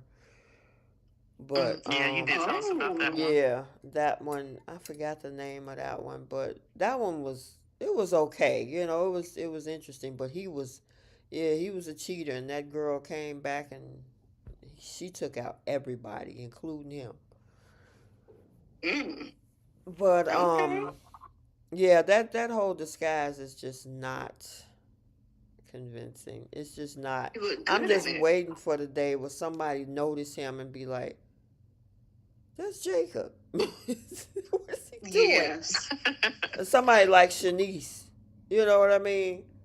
Shanice will definitely bust him out. But I will say, Darlene, she gave birth to some handsome boys. She picked out a very handsome husband. She got a good taste, good eye, good everything. Okay. Mm-hmm. Yep, I agree. All now right, I just need them to. Mm-hmm. Oh, sorry. No, go ahead, I was gonna girl. say now we just need them to cast the other little Luke. brother. I think is he the middle? Mm-hmm. Yeah, he's the middle. Isaiah is the youngest. Jacob's the oldest. Yeah. Mm-hmm. They can't let us down with that casting. Mm-hmm. Let's see what they're gonna do with that. I thought we was gonna get some more. So if he's finer than Isaiah, I would be. I thought I would say, because we got a little. Didn't we get a little bit of Joey and and Vanessa just a little bit this week because she was still talking about Deanna. Whining. Yeah. Still whining. He made her some soup. I think it was because I was trying to find a recipe for it. I think it was pastine or something to try and make her feel better. But they had like a nice little scene together. Yeah. In that he's basically saying that he's in too deep with her. He's professing his love for her, basically. I'm like, okay. Yeah. Now that's what you said. Her name is Leah, right? The boss lady. The hospital. Yeah. Now she wants him, Grayson, to get close to the clinic by talking to Derek, so they can see if they can get some blood up out of there too. Because I guess they figure, with this being a new free clinic and all, maybe we can kind of get the lay of the land and see what we can get out of there. My question is, with Derek and Eva, I'm wondering would they pick up on this? But Derek is already suspicious of Grayson. Yeah. Right. And if he tries to form this like random friendship with Derek's going to read right through that. Yeah. But this has some layers to it. And I think Grayson seems like the type that would kind of save himself.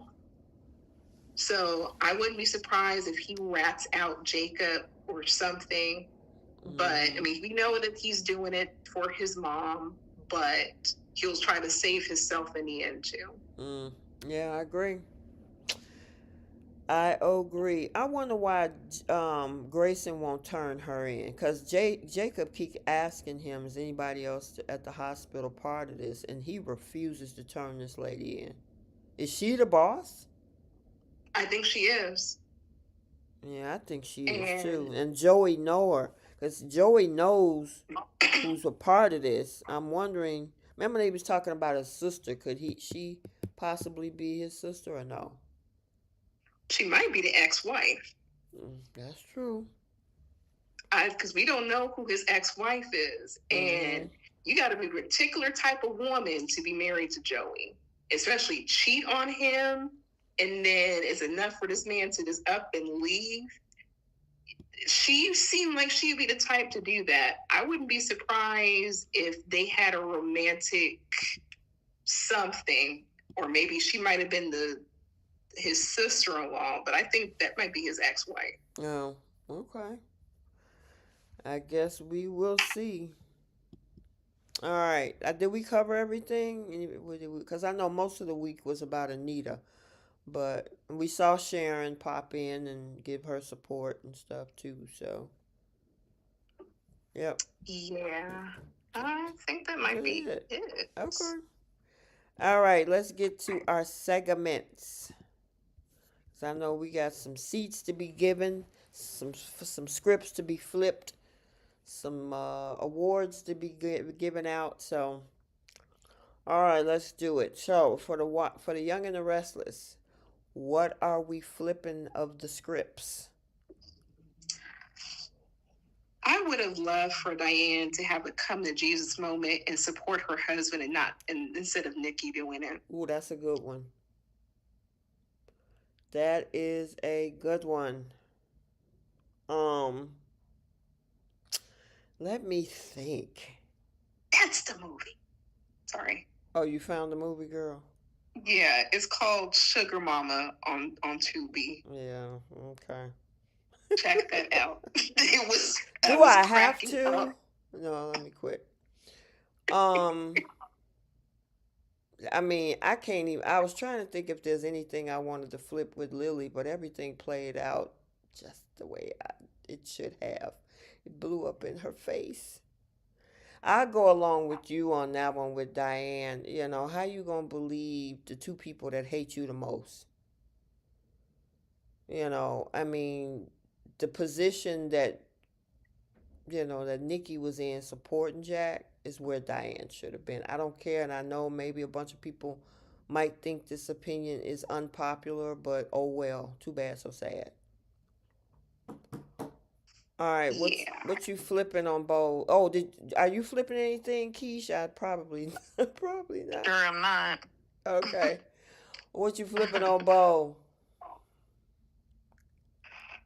I actually wouldn't have minded if Steffi and Sheila had walked in and get a double whammy, and then Steffi sees Sheila with the knife when she catches Taylor and Deacon together, and then that would have kind of like it would have been a double whammy for Taylor. Mm-hmm. Like I knew this would happen. You need to get out something, but Mm-hmm. What you got, Keish? That was gonna be it. Kind of be my flip, was having Steffi come home and catch them instead of Sheila. Or they should have been in Taylor's office, and that would have made much more sense than having Sheila show up at Steffi's house, decide to walk in the back door because no one answered the front door, and go upstairs. Like, that whole situation was just completely ridiculous. Mm-hmm. Yeah, I agree with you on that one. I think if I had to flip out, because I know y'all went on that tangent with that, which I agree with. I think RJ needs to slow his roll, and the "I love yous" from Dylan is a little bit premature for me. Yeah. Oh yeah. Yeah, you barely know this man. You're infatuated with him. You crushing hard on him, but do you love him? No. Mm-mm. What y'all flipping on BTG?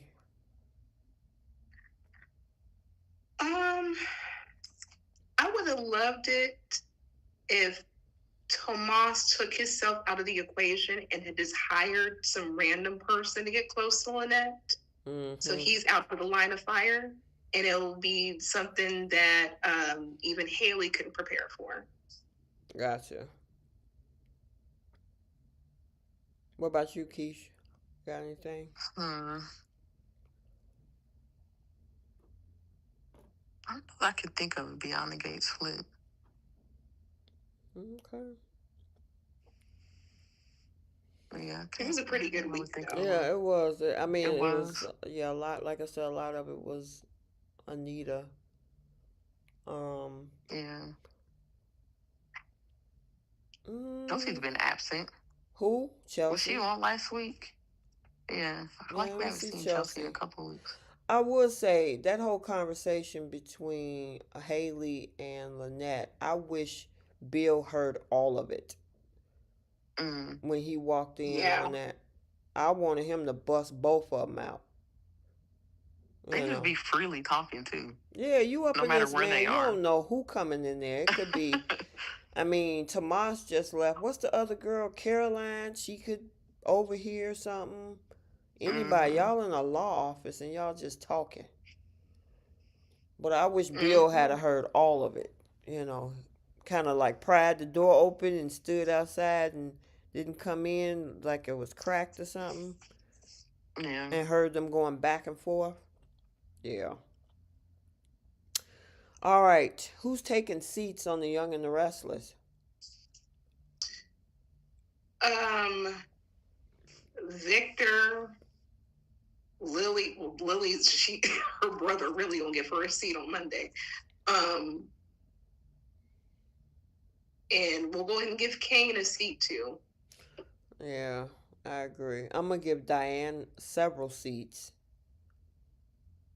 And somebody need to give Nicholas a seat in some rehab, right? You know, before it get too bad, cause yeah, he's struggling. Yeah. That poor man. I mean, at least or a seat in a hospital bed so they can look at that leg. My God, if your leg is still bothering you after what, 5 months, something wrong. Yeah, that's maybe you shouldn't be trying to be the plain superhero and actually go sit down. Right. I don't see how. I mean, if you broke your leg and then you jumped out the hospital with a half-beat cane, you didn't even get crutches or a wheelchair. You got a cane, and figure you was gonna hop out of there from L.A. to to Genoa City to Vegas with a broke leg. No treatment, Yeah. no nothing. Oh, I'm good. Just popping pain pills. I mean, you just healed from surgery, and I would assume having a broken leg is not an easy thing to fix. So why don't you Girl, allow the police to do their job and help you out? shoot, that my arm was killing me and I ain't break nothing. I could imagine if you break something. Okay. Oh man, that was some pain. Oh my gosh. So a leg? Sheesh. Yeah. In a Hmm. major car accident, yeah, I Yeah. might go ahead and sit down Go for sit down. You trying once. to chase Matt Clark around. Dude, you about to be non-functional after whatever these extra bonus pills are. Okay, and you don't even know what they're giving you. They're just Mm. handing you something. Right. All right. Who's taking seats on bold? The lazy cheaters. I'm gonna give Hope a Yeah. seat for Okay, for yeah. co-signing that cover up. It's her genetics, though. I think her genetics. Yeah. She's Um, still getting that seat. Yeah. and I'm gonna give RJ a seat too, and stop talking about swimming naked. Yeah. I'm giving Sheila a seat for walking in that back door because nobody came to the door for her. That Mm-hmm. means that either nobody is home or they don't want to be bothered. So do what a normal person does and get back in your car and leave. Mm-mm. Yep. So, all right, who's taking seats on BTG? BTG. Um, I'll give Leslie her seat. That's the only one I can think of to get a I'm seat. giving Anita and Vernon a seat. Really? What did they do? Oh, Making Bill the co-executor of Anita's estate and her trust. but I kind of get that though. I don't get it at all. I wouldn't care if Bill was still married to Danny and they did that. It makes zero sense to me. Bill is a great lawyer, that he can be a great advisor when the time comes and they need to make decisions. She don't need to get that man control over her estate. That's insane to me. She said that he's like a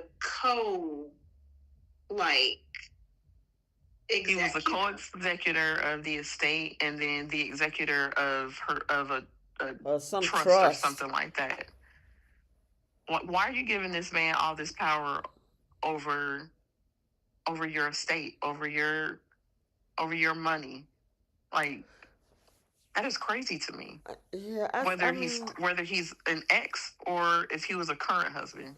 I got It's questions nuts. on both parts because you're gonna have two people that may be on opposite sides of an opinion, which means a fight. Because if just say in a state of emotion, Vernon wants something to go one way, and then Bill is like, "Well, I don't think that's a good idea." It's gonna be a problem. Right.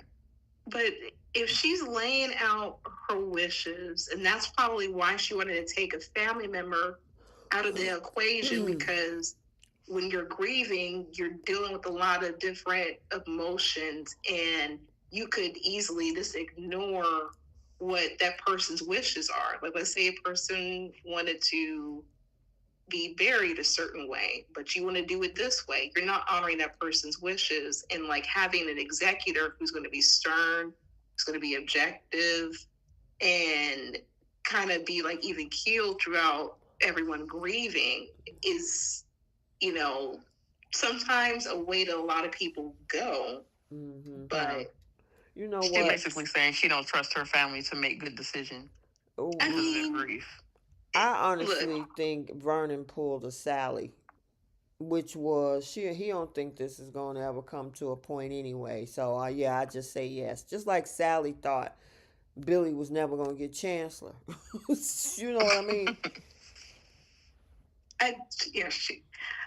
I I think that is true, Keish. I don't think she trusts her family's emotional state. We know she don't trust Nicole with nothing, even when it comes to her own child. They kept that secret for 2 years from Nicole. And they're not going to trust Naomi because Naomi is not trustworthy. She loves keeping secrets. And hello, we're talking about Bill here. Bill is more trustworthy than her granddaughter. When it comes to like the emotional state, losing the matriarch, you need someone to delegate and be even keeled. And plus, that's her daddy. He's not going to screw his daughter over like that. Do you know how pissed I would be if my parents chose my brother-in-law to be the executor of their estate simply because you're going to be dealing with grief? And I would be pissed. And but at the same time, that's their decision. That's their right decision. It's just a decision that makes zero sense to me, especially somebody who has not even a year ago blackmailed you. True. And tortured and treated your daughter like crap. And who you said on more than one occasion you didn't like him, you didn't trust him, and now all of a sudden he's who you put in charge of your estate when something happens to you. They use this man for any and everything. And it's not like they are not benefiting from him. I mean, you would think the person who got hurt the most would stay away from him, but we just saw her this week in his office by choice. Mm-hmm. She welcomes and lets this man in. He's pretty much embedded with that family.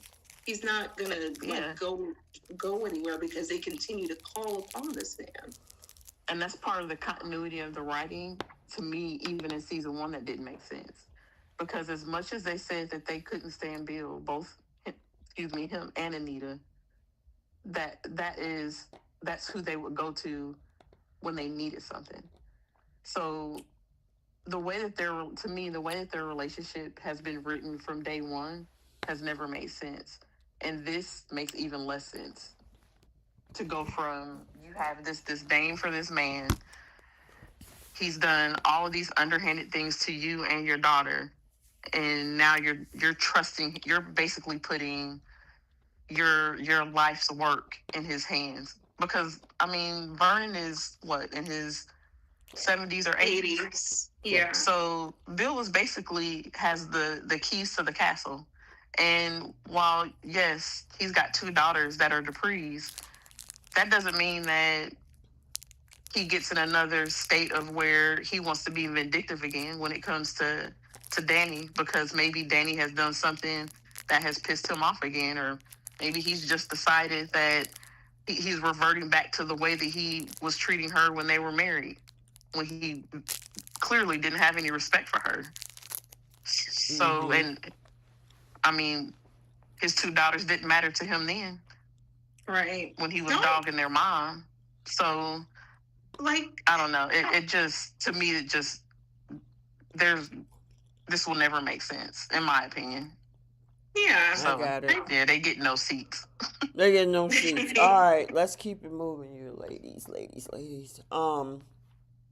Taking seats. We did that one. Okay, star of the week. Young and the Restless.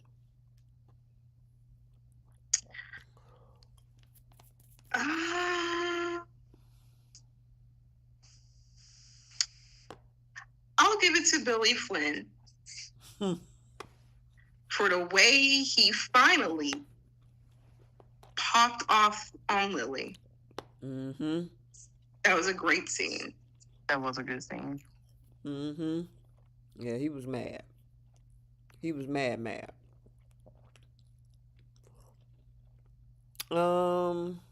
Yeah, I'm gonna have to give it to him too. I was trying to think of other things, but yeah, I'm gonna give it to Billy Flynn too.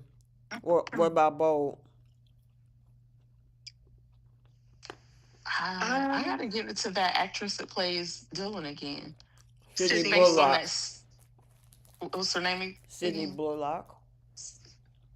Yeah, just based on her scene with Will, like the way that she was that close to his face and talking to him in that little seductress voice. I like that scene. Like she did really well. What you got, Bree?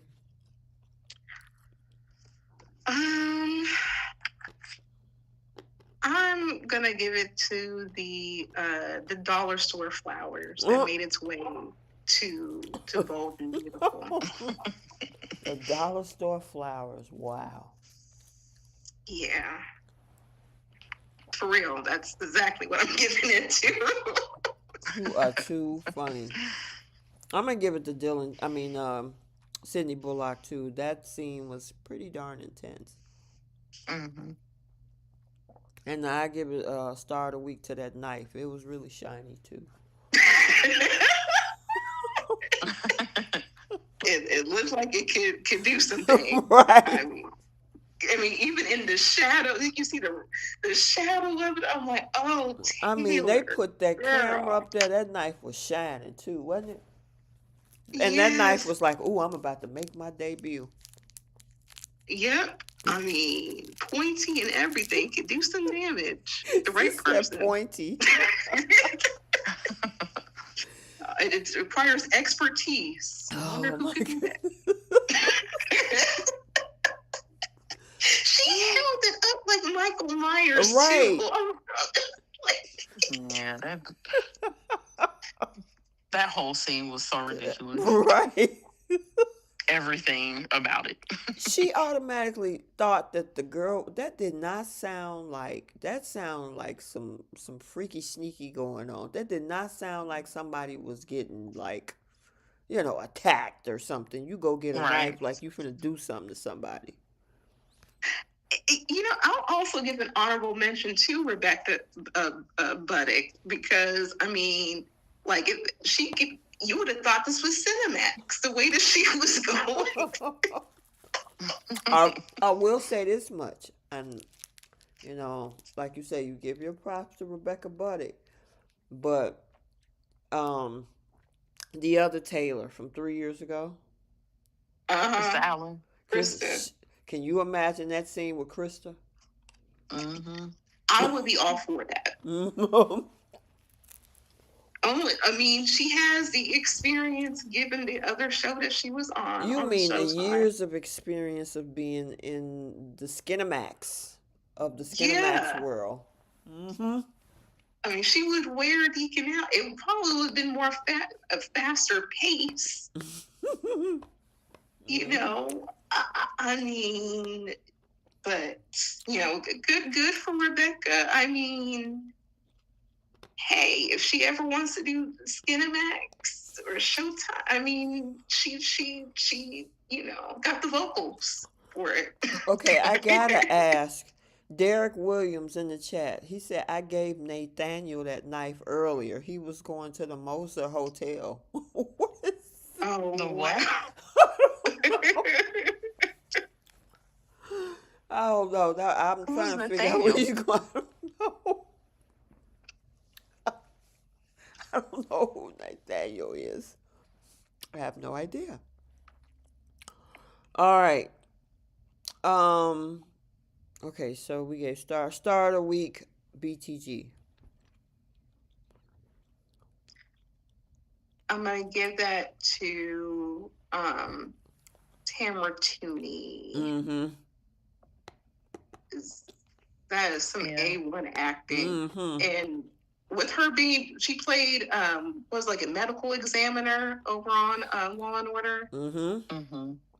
Yeah, so she maybe she pulled from that experience, but like everything was just incredible acting. Yes, it takes me back to that scene when she was working in the morgue and some shooter came in there and she got shot in the chest and she was trying to tell Olivia Benson how to save her life. Yep. Remember that? Great scene. Yep. And she acted out that scene. Talking about that. Yeah, and so she had to create like a a tube in her lung because her lung had collapsed. And that scene, kind of how intense and how she was acting in that moment, reminds me of how she was doing here. Yep.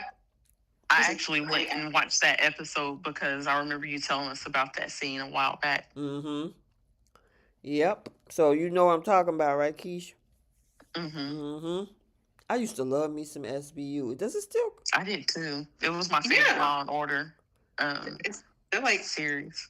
Yeah. Season 25, 26 Yeah, they've now? been on since what, 99 or 2000, something like that. 99, and they're still on. Yeah, I liked it when Stabler was on there too. He's sort of on there now. Oh, he's back. They go back and forth. Yeah. With his, what is his, organized crime or something like that? Yeah. And then they do like a crossover and stuff. So he hops in every now and again. Yeah. So it's still on NBC? Or did they move it? Yeah. Okay. I just hope it's as good as it is. Go ahead. I'm sorry. Yeah. SVU is still on NBC. The organized crime is on the Peacock network. Okay, gotcha. I got you. I used to love either the original one, the criminal intent one, and the SVU. I used to watch all of them. All right. Pickle of the week for Y&R. That's gonna go to Lily Poo. Lily Poo. You got me saying Lily Poo. I mean, yeah, I'm gonna give mine to Diane. So, yeah. All right. Sawana Jenkins got me saying Lily Poo. She's the one who started that, actually. Sawana, you started the Lily Poo, girl. You got everybody saying Lily Poo. She sure did. Well, thank you for the Lily Poo suggestion, because we've been using it like crazy over here. Pickle on bold. That screen door. Stupid. Look, it should have been star of the week, but I already have the star of the week. But yeah, that screen door that seems to never get locked, no matter who's there. I'm gonna give it to Hope. She was too enthusiastic to carry that secret. Okay. I mean, she was telling Deke like, something might be going on as we speak. I'm like, yeah, a knife.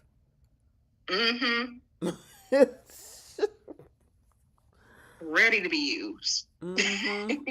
I'm wondering what Deacon, what the kids, his kids are gonna say when he tell them what almost happened. Like, are they gonna change their tune, or are they gonna keep pushing? They're not gonna care. Yep, they still gonna push it anyway. Yeah, that's crazy. All right, pickle on BTG.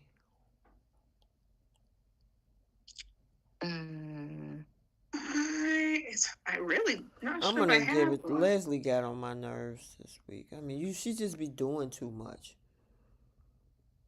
She do be everywhere. Being ridiculous. Y'all ain't got nothing? Yeah. No? I'll give it to Leslie. Okay. Simple Olympics. I was really trying to think about this. So, bronze for me is RJ. Because he moving a little too thirsty over this girl so quickly. Silver is going to go to Billy because he wasn't responsible for that breakup. He just assumed all responsibility and left all the accountability out of it just to kiss up to Sally. Gold is going to go to Holden because he is, like you said, he had boxelitis. Clearly, there's no cure for that. But platinum, universal is going to go to Taylor. You got a whole knife in your face now. You are covering for a married man, telling him where to park, how to come into the house, having him come up the stairs, disrespecting your daughter. You threw all caution to the wind. Now you got a knife in your face, girl. Mm-hmm. I am going to give bronze to Nicholas because he is simping over them pills. um, um,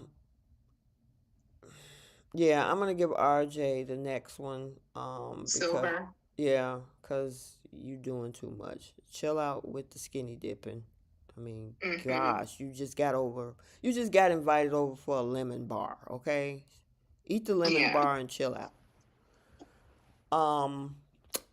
Gold is going to go, I could say, to Billy. I'll give it to him because he took an L across the board on this win. It's like, really? Okay. And yeah, I'm gonna give Holden because that dude. Because I know you already gave a place to Taylor, but I'm gonna give Holden that top spot because this dude was willing to go through a whole stunt in order to get next to a woman who clearly just want to use him for a snack. Yeah. He's willing to be used. Mm-hmm. Very much so. Aisha said Pam ain't even there. Well, okay. How they get this? How they get involved? Where them lemon bars come from? Shoot. Anyway. All right. And then Lily Pooh Awards. Oh, we didn't get one. I didn't get no awards, but she. I would give it to Lily. It's a toss between Ivy and Diane for the Lily Award. Okay. Because I think Lily's brother, he really gonna hand that Lily Award right to her. Give a whole speech and everything on Monday, so she definitely got that next week. Mm-hmm. But I'm gonna give this to Ivy this go around. Okay. And then I'll get the other one to Diane. Like you say, Lily gonna get hers hand delivered personally from her brother. So. Oh yeah. She let her brother roast her. Oh my gosh. The link is in the chat. Watch that. Yeah, she told that girl, "Have you lost your mind?" Yes. Even roasting her for off of here. Which, oh yeah, Keish, you gotta watch it. You will enjoy it, and you make sure when you get a chance, whether it's tonight or tomorrow, sometime, let us know what you think. Okay. He roasted her for trusting Victor. He called him Victor, not Mr. Newman. Mr. Newman. Yeah, he didn't even say Mr. Newman. He only called Mr. Newman in front of Mr. Newman's face. So. Yeah, but he even Nate kind of got into it. So yeah, she'll get her award next week. Mm-hmm. Devon is going to hand it directly to her. Mm-hmm. So were the kids aware of what was going on? Yes. Did they explain that? Yes. Yes. All three of them were in on it. That is insane. Interesting. Mm-hmm. And then this also brings revelation to Nate about Victoria and the moment that happened at Crimson Lights, which I hope he roasts Victoria when he see him. He better let her have it. Because she lied to that man's face, and you put on your cape and send her out of there. She said she didn't do it. Oh, well, you know now. And look out for Victoria's reaction after she finds out the stuff that happened with Jack and why her mother moved out. Yeah, that's crazy, too. She ain't gonna do nothing but make excuses for her daddy again. Mm-hmm, but here are the excuses. Yeah, I was like, wow, do you care about people's lives? Apparently not. And then she was like, well, Victor, I guess when you hear that part of it, Victor had nothing to do with it. You idiot. She put it all in motion. He put the ingredients in the cake, and you going to tell him he didn't make the cake? Right. And he just did what he had to do for the family. You have to see that. Ugh, Ooh, I gee. was. Yes. Ooh, Lord. She already gets a seat next week. Yeah, and she might even, depend on whatever else happened on the other two shows, she might get that Lily Winners Award too. The audacity. Oh yeah, she got her nomination already. Mm-hmm. Oh, Jenna say Dylan looked cute in her dress with the pearls. People were talking about that online, as why did they have her dressed like that with them pearls? She looked cute. I Yeah, it know. was a cute dress. It was. I mean, I don't know. I didn't have a It's problem with it, but I don't know what the big deal was about it online about her wearing that. Yeah, she was at work. That's what she wore to she work was that day. she was professional in comparison to what those other girls were wearing. Right. This was actually tasteful. Mm-hmm. In comparison to what Hope was wearing, it was actually likable. Oh, that's the other thing. I'm wondering if they're trying to now bring Deke over to um, Logan now, because he brought up them designs and he want to introduce him to Katie. So I'm wondering if now, since Eric is done, I'm wondering if they're trying to circle back and bring Deke back into that whole thing. I don't know what took them so long. Excuse me. I don't know what took them so long to circle back to that. Girl, you know they threw Eric in there for shock value for February sweeps. Just like they threw Mariah in there for shock value. Yeah, she's gonna hire him on, and then the line's not gonna do too good, and the company's gonna tank by May. Bree, you want that company gone, don't you?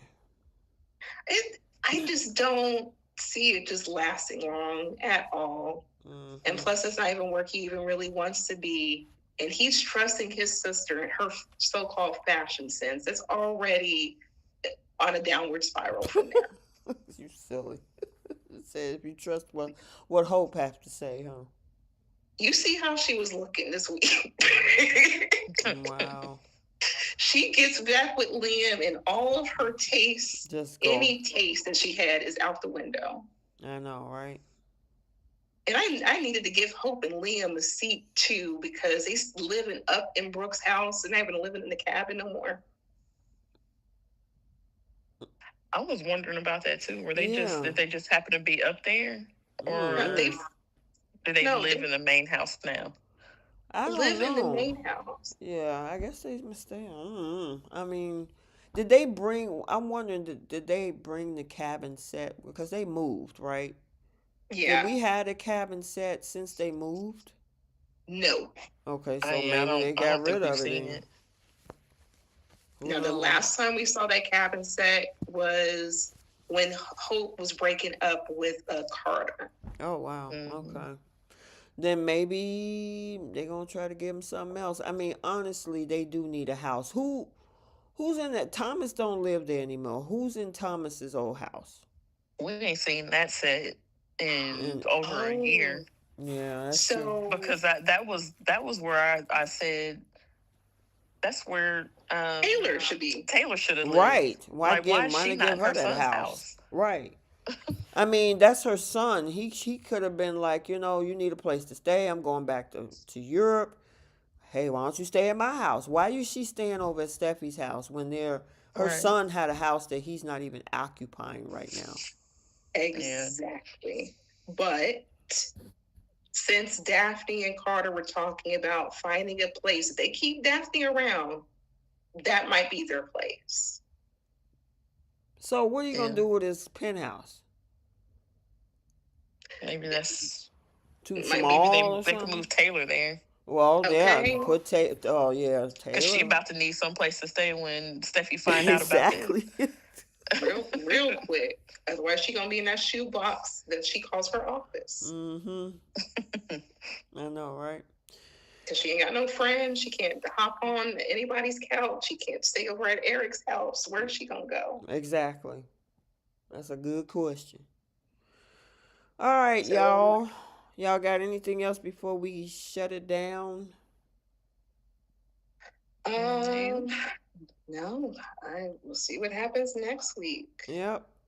A lot of spoil. I am going to put out the spoiler videos for next week, so stay tuned for that. We kind of touched on them a little bit, especially we talked about what's going on The Young and the Restless. Monday, if you have not checked out that episode or have access to, go please check it out because it is interesting stuff. Otherwise, look forward to a good episode on Monday on Y&R. Look like, without giving away all of the spoilers, Sheila still is going to be trying to figure out what's going on. So obviously, Deacon must have hit himself. And we did see a promo for Beyond the Gates where it looked like, Tomas is begging his boss what he was told was not true, and, a couple of other things. So we shall see. Yep. All right, you guys, we're going to end it right here. Make sure you hit that like button out on the way out, and also make sure you subscribe to the channel. And until next time, we will see you all later. Bye, Soapies. Bye.